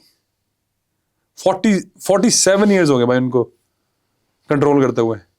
और मेरे बहुत सारे दोस्त ईरानियन हैं सिडनी में और वो भागे हैं वहां से। सही बात है, बड़े लेवल पे जो भी चीज़ें होती हैं कई बार आम इंसान उससे बहुत वंचित रह जाता है, वो या फिर वो देखना नहीं चाहता है, चाहे तो देख ही सकता है। और इसी तरह का एक ट्रैप मुझे ये दिखता है जो लोन वगैरह वाला होता है। तो क्या आप ये मानते हैं कि लोन भी एक तरह का ट्रैप है? जो आप फ्लैट लेते हैं, घर लेते हैं, आपको लोन पकड़ा दिया जाता है, ये बिल्डर का कहीं ना कहीं एक तरह से फोर्सफुली दिया हुआ ऐसी चीज़ें जो इसमें मिडिल क्लास ज़िंदगी भर के लिए फंस जाता है और उसी को बस चुकाते चुकाते खेल ख़त्म। तो अगर आप डेट ले रहे हो अपना घर लेने के लिए, फिर तो वो ट्रैप है। अगर आप लेवरेज बैंक का पैसा करके और पैसा कमा सकते हो, वो ट्रैप नहीं है भाई। मतलब लोन हमेशा बुरा नहीं है। हमेशा बुरा नहीं है। पर जेनजीज जो कि ईएमआई की जनरेशन बनी हुई है, ये ऐसे ही मरेंगे, क्योंकि इनको कभी माँ बाप ने रोक के समझाया नहीं कि भाई अगर जूते नहीं है तो उसको ईएमआई में नहीं खरीदना। यूएस में इतनी बड़ी प्रॉब्लम है ना भाई, बाय नाउ पे लेटर करके वहां पे चल रहा है। वहां पे आप क्या कर सकते हो, आप पिज्जा लेने के लिए भी बाय नाउ पे लेटर कर सकते हो। अच्छा, ये हालात है। और वो इसी को यूज करके हॉलिडेज पे घूम रहे हैं। ये एक ट्रैप है। ट्रैप है। पैसे को किसी और के, अब इन्वेस्टर्स क्या करते हैं? इन्वेस्टर्स अगर मान लो आप कह रहे हो कि भाई मेरे पास ये आइडिया है, मैं इन्वेस्टर हूं, मेरे को इन्वेस्टर चाहिए, और इन्वेस्टर कह रहा है भाई ये ले पैसे। आप क्या कर रहे हो? उसके पैसे को लेवरेज कर रहे हो, आप उसका भी भला कर रहे हो, आप अपना भी भला कर रहे हो। ओवरऑल विन विन सिचुएशन है। इसी को बोलते हैं कि भाई बिजनेस जो है वो स्पिरिचुअलिटी का काम है, सबका फायदा हो। थोड़ा सा स्टॉक मार्केट के बारे में बताइए ना, प्रॉपर्टी वर्सेस स्टॉक मार्केट, कहाँ ज़्यादा विश्वास किया जा सकता है? अब कई लोग मेरे को गालियां देंगे इसके बाद, पर चलो, मेरे को कौन सी पहली बड़ी गालियां पड़ रही हैं, बहुत बड़ी पड़ चुकी हैं, पड़ती रहती हैं आज भी, मतलब लोग कमेंट कर रहे होंगे ये वो। देखो भाई, स्टॉक मार्केट सबके बस की बात नहीं है। ये एग्जांपल मैं 1000 बार दे चुका हूं, पर मैं 1000 एक बार आपको फिर से दोबारा देता हूं। अरविंद भाई, आपके पास है 100 करोड़, आप स्टॉक मार्केट में लगाते हो, आप एक ट्रेडिंग कंपनी चलाते हो, बढ़िया काम कर रहे हो, काफी साल हो गए आपको ये सब करते हुए। उधर से मैं खड़ा हूं, मेरे पास है 5 लाख करोड़, मेरे पास है इंस्टीट्यूशनल पैसा, मैं कोई भी स्टॉक ऊपर लेके जा सकता हूं, कोई भी स्टॉक गिरा सकता हूं। आप क्या कर लोगे? होता क्या है कि कुछ स्मार्ट ट्रेडर्स जो होते हैं, जैसे कि वो 15% है, वो पैसा कमाएंगे, पर जो डे टू डे जो जिंदगी, जो मिडिल क्लास के लोग हैं जो पैसा लगाते हैं, वो हमेशा मरते हैं, क्योंकि वो अपनी नौकरी पे है, वो अपने बिजनेस पे है, उनका फुल टाइम काम ये नहीं है। मेरा फुल टाइम है, मेरे पास 5 लाख करोड़ है, आपके पास फुल टाइम है, आपके पास 100 करोड़ है। मैं अरविंद भाई को, अरविंद भाई अगर आपकी मेरे साथ ठीक है, मैं कहूँगा भाई मैं कोशिश करूंगा, आपको थोड़ा बता दूंगा। पर मिडिल क्लास लोग कैसे कर पाएंगे? उनके पास हर टाइम इतना टाइम नहीं होता कि वो ही कर सके। सो इसलिए मैं खुद स्टॉक मार्केट में पैसा नहीं लगाता, बिकॉज मेरे को नहीं पसंद। मैं पेपर मनी मेरे को नहीं अच्छी लगती। जब कुछ मेटल भी खरीदता हूँ तो मैं फिजिकल ही खरीदता हूँ बस। मतलब कुछ चीजें हैं आपके पॉडकास्ट में ना, मैं आई थिंक पहली बार बोलने वाला हूँ, जो मैं आपको बताता हूँ ना, वो कुछ 30% इंफॉर्मेशन मैं आपको देता हूँ। 70% इंफॉर्मेशन जो है मैं आपके साथ कभी शेयर नहीं करूंगा। मैं गेम को बहुत अच्छी तरीके से समझता हूँ कि गेम कैसे कंट्रोल की जा सकती है, कौन गेम चला रहा है और किसके हाथ में गेम है। इसलिए मैं ज्यादा स्टॉक मार्केट में बिलीव नहीं करता हूँ। अब ज्यादा दूर नहीं जाते, कुछ थे बड़े बड़े बिग बुल जिनको बुलाया जाता था, वो जिसको चाहते थे ऊपर लेके जाते थे, है ना। नाम तो लेने की जरूरत नहीं है, सबको समझ तो आई है ना। जिसको भाई चाहता था कंपनी के शेयर्स ऊपर जाते थे, जिसको वो जाता था नीचे गिरा देता था, एग्जिट मार के। बस मैं गेम को समझता हूँ भाई। अच्छा, तो अगर भारत में हम प्रॉपर्टी खरीदते समय अगर हम जानना चाहें कि बड़ी मिस्टेक्स क्या की जाती हैं? अपना घर लेना सबसे बड़ी मिस्टेक है भाई। और उसके बाद इन्वेस्टमेंट प्रॉपर्टी लेनी है तो बिल्कुल वहां पे लेनी जहां पे मैं रहता हूँ या जहां पे मेरे को पता है। इमोशंस का पैसे से कोई लेना देना नहीं है। जब आप इमोशंस अपने यूज करने शुरू कर दोगे, बस आप समझ लेना कि आपका जो अंत है वो बहुत पास है। अंत ऐसे कि मतलब आप पैसा ज्यादा नहीं कमा पाओगे। आप ऐसा तो नहीं है कि भगवान इतना तो नहीं है कि भाई आप कुछ मेहनत करोगे तो वो आपको देगा, नहीं देगा, पर उस पैसे को जिसको आप 10x कर सकते थे, 20x कर सकते थे, आप 1x 2x 3x करोगे, क्योंकि इमोशंस जुड़े हुए हैं। तो इमोशनल होके आपको इन्वेस्ट नहीं करना है नहीं, प्रॉपर्टी बिल्कुल, में, और इसके अलावा अपने आप पे बहुत इन्वेस्ट करना है। मैं आपको पहले भी बोल रहा था कि आप पेन एंड पेपर लेके बैठ जाना, आप मिलियनर डेफिनेटली बन सकते हो, जो मैं आपको बोल के जा रहा हूं अगर आप अप्लाई कर लोगे। बट मेरे को पता है द रियलिटी इज कि आप नहीं बन पाओगे। उसका रीजन ये है कि अगर मैं आपको सब कुछ बता के भी चला जाऊं, जो कि मैं आपको कभी नहीं बताऊंगा वैसे, अगर आपको सब कुछ बता के भी चला जाऊंगा फिर भी नहीं कर पाओगे, क्योंकि माइंडसेट आपका ठीक नहीं है। इनको भाई बैठना नहीं आता। लास्ट बारी ना मैंने एक वीडियो में बोल दिया था, किसी ने पॉडकास्टर ने मेरे से पूछा कि भाई मिडिल क्लास में और अमीरों में क्या फर्क है। मैं इनको हैंड शेक करना नहीं आता। भाई साहब दुनिया जहान की मेरे को गालियां मिली, पर उसके व्यूज कम से कम नहीं था, मेरे ख्याल से 4-5 मिलियन हो चुके हैं उस वीडियो के। क्या था जरा यहाँ भी बताइए आप, क्या है वो? उनको हाथ नहीं मिलाना था भाई। कैसे? भाई इनको ये नहीं पता कि जब कोई आप किसी के साथ हाथ मिलाते हो तो ऐसे मरा हुआ हाथ नहीं करना होता। जो उसका फर्म, जैसे मान लो आप मेरे साथ हैंडशेक कर रहे हो, हैंडशेक जितना आपका हैंडशेक प्रेशर होगा मेरे को उसको मैच करना है, उसको क्रश नहीं करना और मरा हुआ हाथ नहीं देना।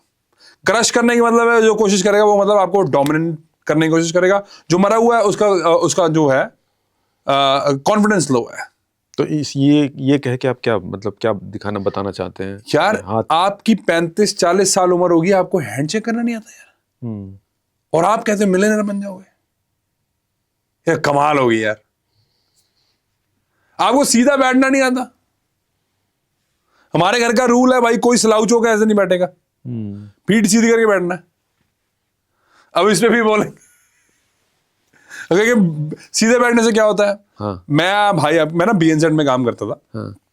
बैंक ऑफ न्यूजीलैंड में। तो हमारी वीकली मीटिंग्स होती थी, तो उसमें ना एक बेंच पड़ा होता था। हाँ। उस बेंच पे हर तरीके के लोग थे, गोरे थे, देसी थे, सब हम इकट्ठे काम करते थे। और उस बेंच पे ना 2 बंदे बैठे हुए थे। उसमें से एक था रिक पेरी, जो लड़का आज भी लिंक्डइन पे है, आप उसको जाकर देख लेना, और दूसरा मैं था। और हमारे मैनेजर ने नोटिस करा, उसने बोला यार सिर्फ तुम दोनों ही हो जितने बेंच पे बैठे हुए थे। यहाँ पे भी एक बेंच था, यहाँ पे भी था, और यहाँ पे भी था। कम से कम 3-4 बेंच थे। 3-4 बेंचों पे सिर्फ 2 लोग सीधे पीट करके बैठे हुए थे, और मैं और रिक पेरी था। उन दोनों के बिजनेसेस हैं और सबके किसी के नहीं है। स्पाइन को बिल्कुल स्ट्रेट करके। ठीक है। बेसिक्स नहीं पता इनको, ये क्या पैसा सुनेंगे फिर मेरे से कुछ। अच्छा, आपने शेयर को लेके बताया कि शेयर में तो कहीं ना कहीं से प्री प्लान्ड चीजें भी होती हैं, अपने हिसाब से घुमा लिया जाता है। बिल्कुल। इंडिया में क्या प्रॉपर्टी को लेके भी ऐसा कहा जा सकता है कि आर्टिफिशियल तरीके से जो है उसको अप डाउन दिखाया जा सकता है? बिल्कुल किया जा सकता है भाई। होता है क्या?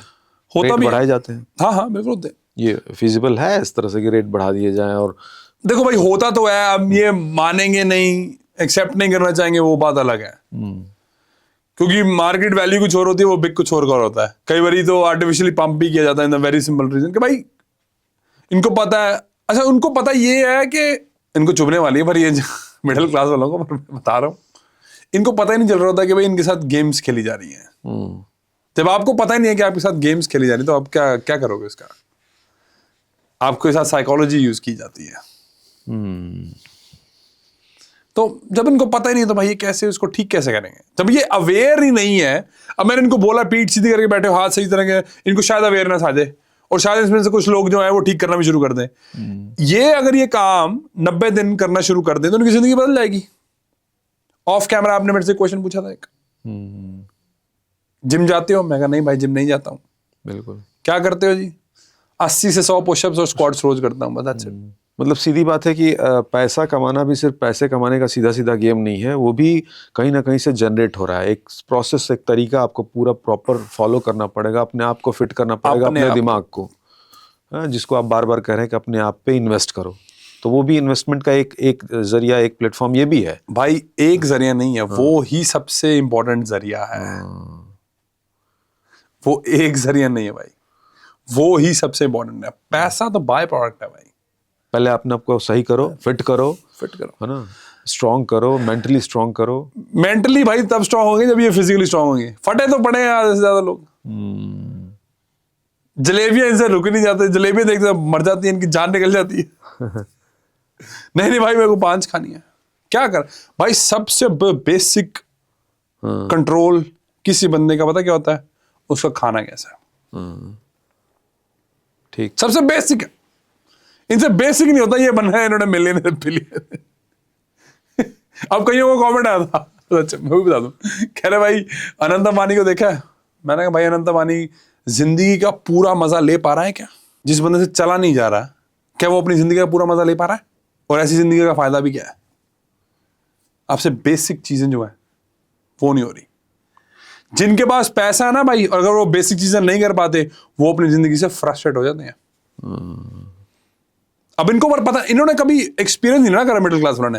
ये तो अपनी खुद की जद्दोजहद में मरे रहते हैं भाई। EMI देनी है, गाड़ी की देनी है, घर की देनी है, बच्चों के स्कूल की फीस देनी। कभी निकल के सोचा नहीं है ना इन्होंने, और एक्सपीरियंस तो करा नहीं है। ये 90% लोग गलत जगह जो है प्रॉपर्टी खरीदते हैं, वो क्या क्या लाइन है? 90% लोगों के पास भाई साहब माइंडसेट नहीं है, और बिकॉज माइंडसेट नहीं है उनको इमोशनली ड्रिवन चीजों में फंसाया जा सकता है, क्योंकि पता नहीं है क्या करना है। अब मैं हर चीज को दोबारा से मोड़ के घुमा के मैं माइंडसेट पे लेके जा रहा हूं, क्योंकि वो ही सबसे इंपॉर्टेंट है। आप मानो चाहे ना मानो, वो एक डिफरेंट मैटर है, कोई दिक्कत नहीं है। आपको ये बात अभी समझ नहीं आएगी, जब मरने वाले होगे तो सब कुछ नहीं कर पाओगे, पूरी जिंदगी में कुछ एक्सपीरियंस नहीं करा होगा, तब आपको समझ आएगी। भाई ऐसे ऐसे लोगों को मैं जानता हूं, 70 80 साल के होंगे, आज तक बिजनेस क्लास में बैठ के नहीं देखा उन्होंने। क्या करेंगे एक्सपीरियंस जिंदगी का? ये एक्सपीरियंस कैसे कर पाएंगे? नहीं कर पाएंगे भाई। तो पहले अपने आप पे काम करो, आपको समझ आ जाएगा। फिर उसके बाद आप पता क्या करोगे भाई? रिसर्च करोगे। जो बंदा खुद ठीक है, फिर वो कहेगा नहीं यार मैं रिसर्च करता हूँ, मैं देखता हूँ भाई इसमें क्यों है, इसमें क्यों नहीं है। फिर वो अपने आप, ये डिसिप्लिन वहीं से शुरू होता है। जिसके पास डिसिप्लिन ऑफ ईटिंग नहीं है, तो भाई वो डिसिप्लिन ऑफ इन्वेस्टिंग तो क्या ही होगा इसमें। फाइनेंशियल फ्रीडम का शॉर्टकट लोग पूछते हैं, वो क्या हो सकता है? गारंटेड दे रहा हूं भाई मैं आपको, मैं इतना ज्यादा श्योर हूं क्योंकि मैं बहुत हजारों लोगों से बात कर चुका हूं। गारंटेड है 99% लोगों को फाइनेंशियल फ्रीडम का मतलब नहीं पता है। इनको मतलब नहीं पता, नंबर 1, और इनको पता नहीं है कि इनको फाइनेंशियल फ्रीडम के लिए चाहिए क्या। गारंटेड है भाई। अगर ये अपने आप से झूठ नहीं बोले ना, वीडियो पॉज करें, और कभी इन्होंने पूछा नहीं होगा अपने आप से कि भाई फाइनेंशियल फ्रीडम मेरे लिए क्या है। आपके लिए फाइनेंशियल फ्रीडम की जो आपका खुद का बिलीफ सिस्टम है वो कुछ और हो सकता है। मेरे लिए फाइनेंशियल फ्रीडम कुछ और है। इनको आज तक इन्होंने अपनी जिंदगी डिजाइन करी नहीं होगी, इन्होंने लिखा तो कभी जिंदगी में नहीं होगा भाई मेरे को चाहिए क्या। अगर ये लिखना शुरू कर दें तो भाई इनको पता लगना शुरू हो जाएगा भाई मैं कहां पे हूं। सोचा नहीं है भाई, मैं बहुत हजार लोगों से बात कर चुका हूं, जब भी वो मेरे को बोलते हैं फाइनेंशियल फ्रीडम चाहिए, जब मैं उनसे पूछता हूं आपके लिए फाइनेंशियल फ्रीडम क्या है, कुछ नहीं आंसर। वो जो सुनी सुनाई चीजें बस वही है। जब फिर मैं डिटेल में बात करता हूं कि आपको ये चाहिए, ये चाहिए, ये चाहिए, नहीं नहीं ये नहीं चाहिए, ये नहीं, इनको मतलब नहीं पता भाई, ये डिजर्व भी नहीं करते। बताओ तो आप। डिजर्व नहीं करते भाई। कभी आपने जिंदगी में खर्चे लिखे आपने? इन्होंने खर्चे नहीं लिखे होंगे भाई कभी। जिन लोगों ने कभी खर्चे नहीं लिखे उनको पता नहीं मेरा फाइनेंशियल फ्रीडम का नंबर ये है, और उसके बाद 15% ऐड करना है क्योंकि इन्फ्लेशन आती है। आपको फॉर्मूला बता दो फाइनेंशियल फ्रीडम में क्या है, सुन लो। जो आपके खर्चे हैं ना उनको लिखो। पहले तो आपको पता लगा आपके खर्चे कितने हैं, उसके बाद ऊपर 20% ऐड कर दो इन्फ्लेशन को टैकल करने के लिए। क्योंकि अगर आप फाइनेंशियल फ्रीडम आज चाहने की कोशिश करें तो अब 5-7 साल तो आपको लगेंगे। अगर आप 20% ऑलरेडी ऐड कर दोगे तो आपकी जब तक वहां पे पहुंचोगे तो आपकी इन्फ्लेशन जो है वो सब कवर कर लेगी। That is the way to do it. तो अगर आप इतना ही कर लो तो आपको पता चलेगा भाई आपको चाहिए क्या है। पैसिव इनकम की लोग बात करते हैं कि आप जो है पैसा आपके लिए काम करना शुरू करें। ये अपने लिए तो काम करते नहीं है, काम चोर है। इनके लिए पैसा सुन, मैं गाली नहीं देना चाहता भाई, आज आप क्यों निकलवाना चाह रहे हो मेरे से? मैं अच्छी बात है, जिस भी भाषा में आप बोल रहे हो कम से कम लोगों तक वो बात पहुंचे। भाई इनको इतना नहीं पता इनको कितनी मैसिव इनकम चाहिए भाई। मैं गारंटी दे रहा हूं ये तो 90% लोगों को बिल्कुल नहीं पता। जिंदगी डिजाइन तो ये बाद में करेंगे, इनको पता ही नहीं इनको चाहिए क्या है। पैसिव इनकम कितनी चाहिए इनको नहीं पता भाई। हमारा दिमाग जो है ना भाई, वो इस दुनिया की सबसे पावरफुल चीज है और सबसे इंपॉर्टेंट चीज है। अगर आप उसको बताओ ना कि भाई मैं बाहर जा रहा हूं और मेरे को सिर्फ और सिर्फ अपना जो फोकस है वो पीली गाड़ियों पे रखना है, पीली एसयूवी पे रखना है, आपको वो ही मिलेगी बस। आपका दिमाग जो दूसरी चीजें है उसको रिजेक्ट करना शुरू कर देगा। पर जिनको पता ही नहीं कि पैसिव इनकम चाहिए कितनी, तो उनको क्या भाई कुछ नहीं मिलेगा। अपना गोल सेट करो और क्यों करना है उसको भी सेट करो, उसके बाद पैसिव इनकम की बात करना है। इनको नहीं मिलनी भाई, इनसे ना हो पाएगा। 90% लोगों की बात कर रहा हूं, 10% है। गोल सेट करना जरूरी है। आपको पता ही नहीं भाई करना क्या है। दिमाग को थोड़ा पता है, दिमाग को सपना थोड़ा आ रहा है भाई नहीं। दिमाग को बताओ भाई मेरे को $10,000 की पैसिव इनकम चाहिए, $12 की चाहिए, 15 की चाहिए, आपको कुछ कितने लाख चाहिए बताओ। उसके बाद भाई प्लान क्रिएट होता है। आप इन्वेस्टमेंट की जब बात हो रही तो आप बोल रहे हैं कि पैसा अगर आपको लगाना है प्रॉपर्टी में तो आप लगाओ, ऑस्ट्रेलिया में लगाओ, वहाँ सेफ है और ज़्यादा रिटर्न देने वाला है। लेकिन एक आज के मतलब सिनारियो में हाँ, आज के सिनारियो पे, पर मेरे को पता है कि इंडिया में जितना पैसा आप बना सकते हो 10-15 साल में प्रॉपर्टी में लगा के, यू हैव नो आइडिया। मतलब वो ऑस्ट्रेलिया से भी ज्यादा है, वो न्यूजीलैंड से भी ज्यादा है, गारंटेड है, इतना मेरे को पता है। वो कैसे होगा? भाई डिमांड ज्यादा, पैसा इन्वेस्ट हो रहा है, इंफ्रास्ट्रक्चर बन रहा है और फैक्ट्रीज आ रही हैं, क्योंकि चाइना से डीकपलिंग होनी शुरू होगी है। यूएस ऑलरेडी चाहता है कि भाई इंडिया करे ग्रोथ, पर इंडिया को कंट्रोल करने के लिए और भी बड़ी सारी चीजें हैं, बट अगेन इसलिए वो कर रहा है। तो जो आप अगले 10-15 साल में इंडिया में पैसा कमा सकते हो प्रॉपर्टी में, वो शायद आप कहीं पे भी नहीं कमा सकते हो। पर आज की सिनारियो में सिर्फ मैं 2 जगह में इन्वेस्ट करूंगा, इनके ना रंग उड़ जाएंगे जो मैं बोलने वाला हूं। नंबर 1 पता किसमें इन्वेस्ट करूंगा भाई मैं? दुबई में। अब खरीदूंगा मैं दुबई में, क्योंकि वहाँ वॉर का कैओस पूरा चल रहा है। कैओस है और ये सिग्नल्स तो देखते नहीं है, ये नॉइज देखते हैं, मैं भाई सिग्नल देखता हूँ। और दूसरा मैं करूंगा ऑस्ट्रेलिया में। आज की सिनारियो में इंडिया का मेरे को पता नहीं है क्या होगा, आई हैव नो आइडिया। अगर इंडिया अपने आप को वॉर में एंगेज कर लेती है तो फिर यहां पे भी पंगा है, बिकॉज ये बहुत पास है। लाइक अगर वो दुबई तक पहुंच गए हैं तो आई डोंट नो, होपफुली कि ना इन्वॉल्व करें अपने आप को, ज्यादा बढ़िया होगा। बट अब क्या, जो बड़े लोग होते हैं ना भाई, वो ना कभी भी डायरेक्ट कॉन्फ्लिक्ट में नहीं आते, कभी भी नहीं आएंगे। तो अगर जैसे कोई ऐसा है जो उतनी दूर या उतने बड़े अमाउंट पे इन्वेस्ट करने के लिए अभी एलिजिबल नहीं है और वो यहाँ करने के लिए रेडी है, तो उसे क्या अभी होल्ड करना चाहिए प्रॉपर्टी में अगर वो इन्वेस्ट करने की सोच रहा है? हाँ जी भाई, होल्ड करो, कोई दिक्कत नहीं है। देखो प्रॉपर्टी लॉन्ग टर्म गेम है भाई, प्रॉपर्टी शॉर्ट टर्म गेम नहीं है। होल्ड करो। अगर आपके पास इतना पैसा अकेले में नहीं है, आप पार्टनरशिप कर सकते हो किसी के साथ, जैसे गुज्जू भाई करते हैं। भाई वो तो अरे तू डाले मैंने भी डाल रहा हूं भाई, करना तो मिलकर ले सकते हो आप। जरूरी नहीं है कि आपको भाई अकेले लेना है, आपकी कैपेसिटी बढ़ जाएगी, आपकी एक्विजिशन पावर बढ़ जाएगी। अगर बढ़ती है तो व्हाई नॉट। अच्छा, एक और चीज है कि लोग जैसे टीयर वाइज शहर होते हैं, जी भाई, टीयर 1 2 3 ऐसे करके जो छोटे शहर हैं टीयर वाइज, वहां पे भी इन्वेस्ट करने को अच्छा वहां माना पे जाता ही है। इन्वेस्ट करना चाहिए भाई। ये कैसे काम करता है, कैसे फायदेमंद होता है? भाई अभी पता क्या कि इवेंचुअली क्या होगा कि बहुत सारी सिटीज जो हैं, अब दिल्ली में आप क्या कितना कहां तक जा सकते हो, गुड़गांव में कहां तक जाओगे? कुछ प्राइस रेंज आपको ऐसे हिट होने शुरू हो जाएंगे कि आप भाई नॉर्मल बंदा तो ले ही नहीं पाएगा। तो वो क्या करेगा, उसके पास क्या ऑप्शन है?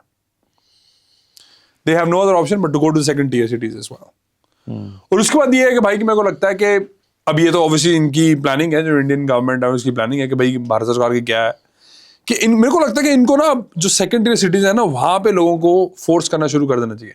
आप कितना ट्रैफिक झेल लोगे भाई दिल्ली में? या तो अपना इंफ्रास्ट्रक्चर बढ़िया करो, अब उसके लिए पैसा बहुत लगता है, वो भी करना चाहिए। पर चाइना में मेरा एक दोस्त है, सॉरी वो चाइनीज नेशनल है, वो ऑस्ट्रेलिया में रहता है। तो चाइनीज गवर्नमेंट क्या है भाई, वो एक्चुअल में चाहते ही यही है कि आप छोटी सिटीज में आके पैसा लगाओ, आप शंघाई में पैसा मत लगाओ, आप बेजिंग में पैसा मत लगाओ, क्योंकि वो सिटीज ऑलरेडी बहुत ज्यादा बड़ी हैं। और भाई अगर आप सेकंड ईयर सिटी में जाके उनके पैसा इन्वेस्ट करोगे ना, वो आपकी हर तरीके से मदद करते हैं। एक बंदा आपको अलॉट कर देंगे, आप उनको बता दो कि हम इतनी जॉब्स जनरेट करने की कोशिश करेंगे, वो आपको एक बंदा अलॉट कर देंगे, वो ही एक बंदा आपकी सब प्रॉब्लम सॉल्व करेगा। ऐसे काम होता है वहां पे, वो हमें करना पड़ेगा भाई। ठीक है। अच्छा, अब जैसे वॉर वाले हालात बने हुए हैं, उसमें गोल्ड का रेट बढ़ता जा रहा है, बढ़ता है, तो इसके पीछे क्या रीजन होता है, क्या माइंडसेट होता है? क्योंकि गोल्ड को भाई भगवान का पैसा बोला जाता है, it's known as God's money, क्योंकि ये बहुत मेहनत के बाद निकलता है, और ये आज से नहीं, तो बहुत सेंचुरी से चलता आ रहा है। Gold is God the gods money, और इसको प्योर है कि इसको आप एक्सचेंज कर सकते हो बहुत इजीली, कि अगर आप गोल्ड दे रहे हो तो कम से कम और भी है। आपको पता है भाई, जो मैं बोलने वाला इनको समझ के बाहर है, इनको समझ आनी शुरू हो जाएगी। गरीब लोगों को पता क्या लगता है, कंगलों को, कि यार ये अमीर लोग जो हैं ये पागल है क्या, इतनी महंगी महंगी घड़ियां लेते हैं, ये पागल है क्या, इतने महंगे महंगे ये आर्ट वर्क खरीदते हैं। एक्चुअल में घड़ी और आर्ट वर्क इसलिए खरीदी जा सकती है क्योंकि आप कैश की जगह एक दूसरे के साथ घड़ी और आर्ट वर्क एक्सचेंज कर सकते हो। अगर आपको, मेरे को आपसे कुछ लेना है और मैं $2 मिलियन की घड़ी बांध के बैठा हूं, अब मैं कैश लेके थोड़ा घूमूंगा। पर इन गरीबों को पता ही नहीं है कि आर्ट वर्क को खरीदेंगे, वो पुरानी गाड़ियां क्यों खरीदते हैं, विंटेज गाड़ियां, ताकि वो पैसा जो है बैंक में ना रखते हुए, इसको डाइवर्सिफिकेशन बोलते हैं। मैं आपको घड़ी निकाल देता हूँ, अरविंद भाई वो प्रॉपर्टी नहीं दे रहे लो यार, कह रहे भाई हाँ जी भाई हो गया। अच्छा, इस तरह की जैसे आप गाड़ी लेते हो नॉर्मली, तो लोग ये कहते हैं कि ये कोई इन्वेस्टमेंट नहीं है, इसकी तो हमेशा जो है वो घटती जाएगी। कोई नॉर्मल गाड़ी लेते हो तो हाँ जी, हाँ, उसकी कीमत घटती जाएगी, करेक्ट है ना। लेकिन ये विंटेज गाड़ियों में या फिर आर्ट वर्क आप ले रहे हो या महंगी घड़ियां ले रहे हो, तो क्या उसके साथ ये लागू नहीं होता है? नहीं भाई, उनकी रेट और बढ़ेंगे? उनका रेट बढ़ेगा क्योंकि वो एक्सक्लूसिव होती हैं। अच्छा, वो जो भी चीज आप और नहीं क्रिएट नहीं कर पा रहे हो, वो एक्सक्लूसिव चीज है, उसकी वैल्यू बढ़ेगी बढ़ेगी। हमेशा जब पैसा ज्यादा प्रिंट होगा, जो कि यूएस कर रहा है तो इसलिए आपकी जो ये विंटेज चीजें हैं, ये रियल एस्टेट है, इसलिए नहीं रुक रहा है और नहीं रुकेगा, बिकॉज दुनिया में पैसा प्रिंट हो रहा है और होता ही जा रहा है। अच्छा, ये क्या ये कहा जा सकता है कि जिस तरह के हालात हैं या गोल्ड को लेकर स्पेशली, तो वो प्रॉपर्टी से भी बेहतर ऑप्शन के तौर पर निकल कर सामने अभी के लिए तो हाँ भाई, अगले 6-7 महीने के लिए yes, gold will be seen as the safest haven, क्योंकि वो एक्सचेंज बहुत जल्दी हो सकता है, इसमें कोई डाउट नहीं है। प्रॉपर्टी से भी अच्छा, क्योंकि वॉर की सिचुएशन में क्या होता है कि आपके पास ऑफसेट अकाउंट में कुछ ना कुछ पैसे होने चाहिए। अब अमीर लोग क्या करते हैं भाई, उनके पास भी प्रॉपर्टीज होती हैं, पर वो क्या करते हैं कि अमीर लोग अपनी प्रॉपर्टी अगेंस्ट लेके ओडी जिसको बोला जाता है, ओवरड्राफ्ट लेके वो पैसे जो है एक अकाउंट में रखते हैं ताकि हम उसको आराम से एक्सेस कर सकें अगर हम उनको चाहिए तो। पर ये सब चीजें इनको कौन बताए, कैसे अच्छा, अभी जैसे जो कॉन्फ्लिक्ट है, अगर वो लंबा चलता है तो क्या ग्लोबल इकोनॉमी पर इसका कोई असर क्या किस तरह का असर पड़ेगा? 100% है। ऑयल के प्राइसेस ऊपर जाएंगे, इन्फ्लेशन है, और जब ऑयल के प्राइस ऊपर जाते हैं भाई, तो इन्फ्लेशन जो है वो ऊपर जाती है और स्टिकी हो जाती है। स्टिकी का मतलब है कि वो नीचे आने का नाम नहीं लेती। प्रॉपर्टी मार्केट पर भी पर property is a very safe hedge against the inflation as well. जो सबसे बढ़िया हेज है वॉर के लिए या इन्फ्लेशन के लिए, वो भाई प्रॉपर्टी है। आप यूथ को थोड़ा सा कुछ बताइए कि इस कंडीशन में, या फिर एक ओवरऑल अगर आप कोई मंत्र देना चाहें तो क्या करें, और जिनके दिमाग में है कि हाँ मुझे पैसे बनाने हैं, उसका सही तरीका क्या है? उसका सही तरीका भाई यही है कि अपने आप पे काम करना शुरू कर दो।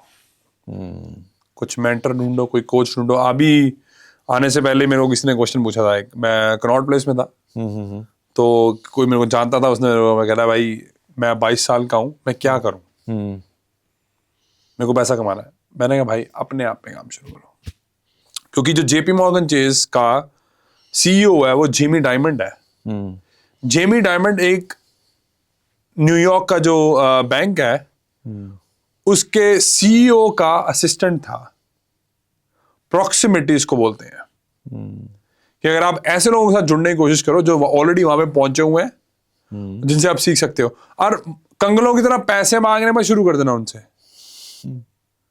ये कंगलों की भाई पता क्या है, कंगलों को शुरू से यही सिखाया जाता है कि भाई अगर तुमने कोई टास्क करा ना तुम्हें पैसा मिलना चाहिए। अमीर लोग ऐसे नहीं सोचते। अमीरों को होता है कि भाई अच्छा मैं कुछ इसकी जिंदगी में वैल्यू ऐड करने की कोशिश कर रहा हूँ, तो मैं इसकी जिंदगी में वैल्यू ऐड करूंगा, वैल्यू ऐड करूंगा, वैल्यू ऐड करूंगा। भाई जेमी डायमंड आज सीईओ बन के बैठा हुआ है जेपी मॉर्गन जो कि दुनिया का सबसे बड़ा बैंक है, पर कंगले हैं ना, क्या करें। आप मुझसे एक बार अभी आए तो जब हम लोग मिले तो आपने बोला कि ब्रीदिंग की इंपॉर्टेंस पे आपने बात की। हाँ जी भाई, जरा उसको कनेक्ट करके बताइए कि पैसे से ब्रीदिंग का क्या भाई कनेक्शन है। अब भाई होता पता क्या है, थोड़ा डिटेल में बताता हूँ शायद कंगलों को समझ आ जाए। पैसे की जो डिसीजन मेकिंग होती है, या आप किसी ऐसी सिचुएशन में तो जो आपने कभी नहीं झेली होती या कभी अभी देखी नहीं होती, तो उसमें क्या होता है कि आप ना आपकी जो ब्रीदिंग होती है वो शॉर्टन हो जाती है। मतलब वो जो आप ब्रीथ करते हो तो सिर्फ नाक से या मुंह से ब्रीथ करते हो, और उससे होता क्या है कि आपकी जो थिंकिंग पैटर्न्स है ना, या जो आप सोच रहे होते हो वो बढ़िया तरीके से नहीं चल रहा होता। पीठ सीधी नहीं है, ब्रीदिंग कर नहीं रहे हो, उसमें जो दिमाग है ना आपका पूरा फुली फंक्शनल नहीं है। दिमाग को हवा की जरूरत है। तो अगर आप उसको काम डाउन करके, इसलिए बोलते हैं ना ठंडे दिमाग से डिसीजन लेना चाहिए। उसका एक्चुअल में मतलब ये है कि भाई अपने आप को सीधा करो, ब्रीदिंग करो, थोड़ी सिचुएशन को काम करो, और फिर सोचो कि भाई करना क्या है। अब जब कोई बंदा सिचुएशन में ऐसे जो जिसने कभी देखी ना हो, अब वो क्या करेगा भाई, हड़बड़ाहट में कुछ ऐसा डिसीजन ले जाता है कि वो कहता है यार शिट यार, काश मैंने 2 मिनट और लिए होते हैं। ब्रीदिंग आपको ये अलाउ करती है कि आप अपने आप को अलाइन कर लेते हो, या थोड़ा ठहराव ले आते हो, क्योंकि देखो ठहराव होने के बाद भी कई बार गलत डिसीजन होंगे, इसमें कोई दिक्कत नहीं है, पर आप फिर भी वे बेटर डिसीजन लोगे एज कम्पेयर टू जैसे अपने आप यहां से ब्रीदिंग करके, मतलब इट्स अ नेक्स्ट लेवल। मतलब इनको ये हमें सिखाया तो आज से हजारों साल पहले गया था, पर हम उसको वेस्टर्न कल्चर अडॉप्ट करने के चक्कर में ना हम ये बड़ा बेसिक भूल गए। सही बात है। ब्रीदिंग का तो बहुत ज़बरदस्त मतलब कनेक्शन है, और उसका एक पूरा विज्ञान है जिसको स्वर विज्ञान कहते हैं। हाँ जी, जी। आपके राइट नॉस्ट्रिल और स्वर विज्ञान और प्राणायाम तो योग का हिस्सा है। स्वर विज्ञान तो अलग ही, मतलब उसकी पूरी अलग विधा ही है। वो ये बताता है कि आपका जो राइट नॉस्ट्रिल से आप जो ब्रीथ करते हो और लेफ्ट से करते हो, हमेशा दोनों से साथ नहीं होता है। या तो राइट से होता है या लेफ्ट से होता है, और ये डिपेंड करता है आपके काम पे। जब आप पढ़ रहे हो, कुछ सोच रहे हो, तो कौन सी नॉस्ट्रिल चलेगी, है ना। जब कोई फिजिकल वर्क कर रहे हो तो कौन सी नॉस्ट्रिल चलेगी। मेरे को ये पता है, पता है ना। और यही चीज चलनी चाहिए। अगर नहीं चल रही है तो गड़बड़ है। और उसमें स्वर विज्ञान में भी बताया जाता है कि कैसे वो ब्रीदिंग आप चेंज कर सकते हो। कैसे शुभ काम करने जा रहे हो तो आपका जो है कौन सा नॉस्ट्रिल चलना चाहिए, तो उसको बदल लो। इवन वैसे मेरे को पता है, वैसे देखा था किसी को ऐसे बाजू में ऐसे करके, और भी कई तरीके हैं अच्छा करने के। और ये योग में ये चीज़ बताया सिखाया जाता है। इवन ब्रीदिंग का इतना ज़बरदस्त इम्पैक्ट है कि कई तरह के ब्रीदिंग होते हैं। उदरीय श्वसन, यानी पेट का ऊपर नीचे जाना, जो बच्चा जिस तरह से श्वास लेता है वो हम भूल गए हैं। वक्षीय श्वसन, यौगिक श्वसन, और ये सीखते हैं हम लोग क्योंकि इसका इम्पैक्ट आपके पूरे सोच पे और साथ ही साथ आपकी जिंदगी पे है सर। अब एक एग्जांपल देता हूँ आपको। जितने ये सब कबूतर, चिड़िया, कुत्ते ये होते हैं ना, ये जल्दी जल्दी सांस लेते हैं कुत्ता, और उतनी उनकी जिंदगी कम होती है। और जितनी लंबी सांस लेने वाले लोग हैं, जैसे कछुआ, वो लंबी लंबी श्वास लेता है ना, तो वो उसकी जिंदगी 150-200 साल। अजगर ऐसी लंबी। इंसान के साथ ये सुविधा है कि वो अपने श्वास को छोटा बड़ा कर सकता है। तो इसीलिए यौगिक श्वसन की बात की जाती है। जो आप कर रहे हैं, बता रहे हैं, ये बहुत अद्भुत बात है कि आप इन्वेस्टमेंट के बारे में बताते हैं, किस तरह से क्या क्या डिसीजन होना चाहिए फाइनेंशियल तमाम चीज़ों को लेकर, लेकिन आप इस चीज़ के महत्व को भी समझ रहे हैं और आप लोगों को बता रहे हैं। भाई ऐसी बहुत सारी सिचुएशन, क्योंकि मेरी जिंदगी जो है ना वो मतलब कई सिचुएशन ऐसे होते हैं भाई, क्योंकि अब being the head of the company, right, CEO जब आप होते हो तो आपके पास वो सिचुएशन आती है जो सब के हाथ खड़े हो जाते हैं ना, तो उसके बाद तब मेरे को फिर भाई ऐसे बैठ के सुनना पड़ता है एग्जैक्टली, मैं वही पीठ सीधी करता हूँ, मैं सोचता हूँ यार अच्छा क्या, एंड ये इंपॉर्टेंट है क्योंकि हर एक बंदे की जो जिंदगी है ना वो डिसीजंस पे है। सही बात है। आप कैसे डिसीजन लेते हो अपनी जिंदगी के, वो डिटरमिन करती है कि आपकी जिंदगी कैसी है। मैनिफेस्टेशन पे बड़ी बात होती है, जरा इसको बताओ आप कि ये वो किस तरह से काम करता है, करता है क्या? भाई मैनिफेस्टेशन बिल्कुल काम करता है भाई, करता है। बिल्कुल करता है। मेरे फोन की स्क्रीन जो है वो एग्जैक्टली वही है, उसमें कुछ चीजें टिक मार्क हो चुकी हैं, उसको मैंने कल परसों ही अपडेट करा था। कुछ चीजें ना मैं पहले इग्नोर कर देता था कि भाई यार ये ऐसी जरूरत क्या है, क्योंकि प्योरली जो माइंडसेट था वो सिर्फ इन्वेस्टिंग में था। तो मैंने कहा चलो ठीक है। उसके बाद अकाउंटेंट का मैसेज आया, कह रहा भाई साहब, फोन पे बात ही कह रहा भाई साहब टैक्स पहुंच जाएगा, आपको कुछ करना पड़ेगा। मैं कहा भाई टैक्स जाएगा? जब उसने मेरे टैक्स बताया कितना है तो भाई मैं तो हिल गया। मैं कहा ना ना ना ना, इतना टैक्स तो नहीं देगा भाई। तो फिर उसके चक्कर में हमने काफ़ी सारी प्लानिंग करी थी, कुछ चीज़ें मैंने कहा चलो ले ही लेते हैं, और मैंने कहा चल फिर लेनी है तो फिर अच्छी तरीके से ले लेते हैं। तो मैनिफेस्टेशन काम तो जरूर करते हैं अगर आपको करना आता है, पर उसके लिए भाई आपके लिए अपने आप पे काम करना पड़ेगा। वो हम करते नहीं है भाई। है ऐसा पॉसिबल है कि जो आप सोचो वो हो जाएगा? कायनात मिलके साजिश करती है उसको दिलाने में।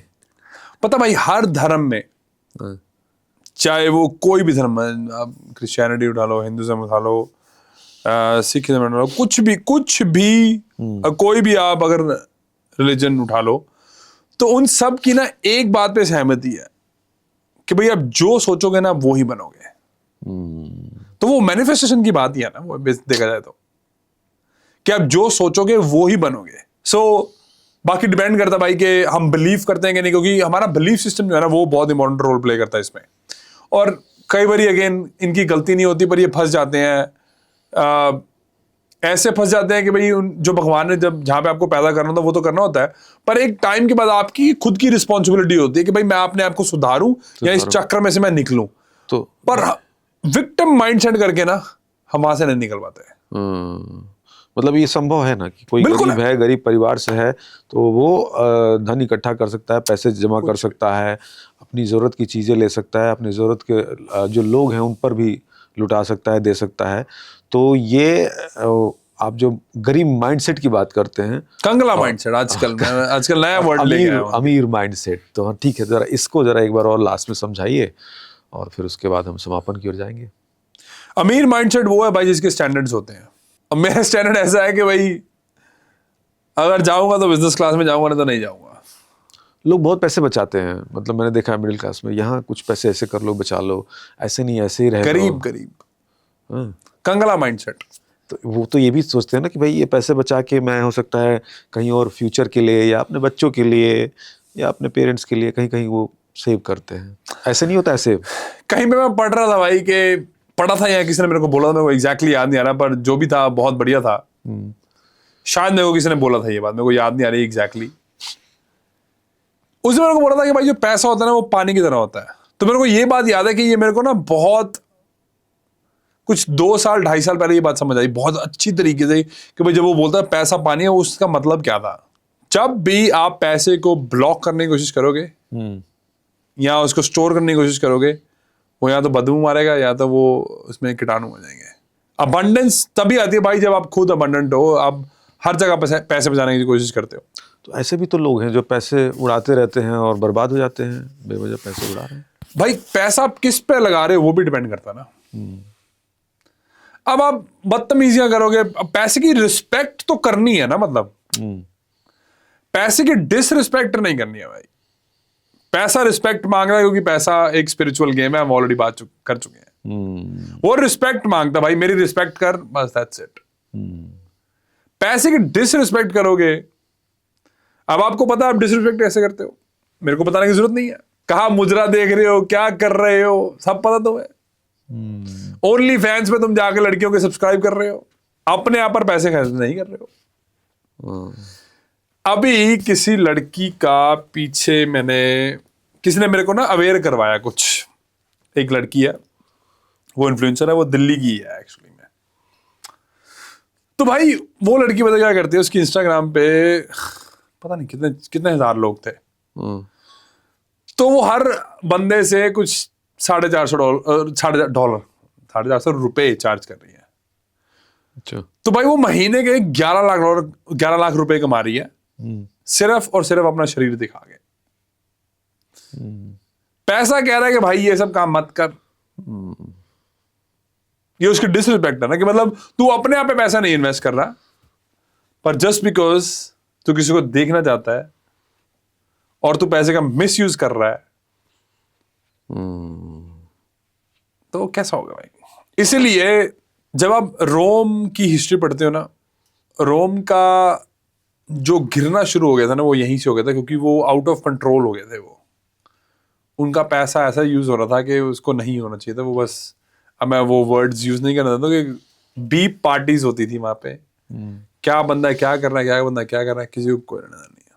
चलिए, अब आखिरी सवाल ये रहेगा कि आप अभी के सिनेरियो में या ओवरऑल कहाँ कहाँ इन्वेस्ट किया जा सकता है, एक आप सलाह दें लोगों को, दर्शकों को, और साथ ही साथ अपने जीवन का जो भी एक सूत्र है, इन अ नटशेल, कोई मैसेज आप देके इसको हम लोग समाप्त करते हैं। सबसे पहले तो भाई अपने आप में इन्वेस्ट करो, क्योंकि ये सब पैसा, गोल्ड, प्रॉपर्टी, गाड़ी, सब ये एक टूल्स है। आप अपने आप को ठीक करते नहीं हो, आप फिर रोते हो। मैं आपको गारंटी दे रहा हूं, मैं आपको सच बता रहा हूं, क्योंकि मैं चाहता हूं आपकी जिंदगी बदल जाए। मैं एक्चुअल में चाहता हूं आपकी जिंदगी बदल जाए। आप अपनी जिंदगी बदल नहीं पाओगे जब तक आप अपने आप पे काम नहीं करोगे, गारंटेड। सबसे पहले पे जो पैसा आता है, अपने आप पे इन्वेस्ट करो भाई। बाकी सब टूल्स है। अगर आपको वो टूल, चाहे गोल्ड अच्छा लगता है, उसमें लगा सकते हो। स्टॉक मार्केट में अगर आप इन्वेस्टिंग कर रहे हो, कि इन्वेस्टिंग में, स्टॉक मार्केट में भी इन्वेस्टिंग होती है, गैम्बलिंग हमेशा नहीं होती, इन्वेस्टिंग भी होती है। अगर आप इन्वेस्टिंग कर रहे हो तो भी ठीक है, प्रॉपर्टी कर रहे हो तब भी ठीक है, कोई दिक्कत नहीं है। एसेट में नहीं दिक्कत है, दिक्कत आप में है। आपने कभी ऐसे करके देखा नहीं कि मैं बोल दूं कि दिक्कत मेरे में है। आप बोलते नहीं, दिक्कत तेरे में है। तो टूल्स क्या चूज करने हैं, वो आप अपने आप पे काम करो, और आप देखोगे आप कितना पेशेंट रह सकते हो। अगर आप पेशेंट रह सकते हो तो रियल एस्टेट से बढ़िया जनरेशनल वेल्थ आप किसी में नहीं कमा सकते हो।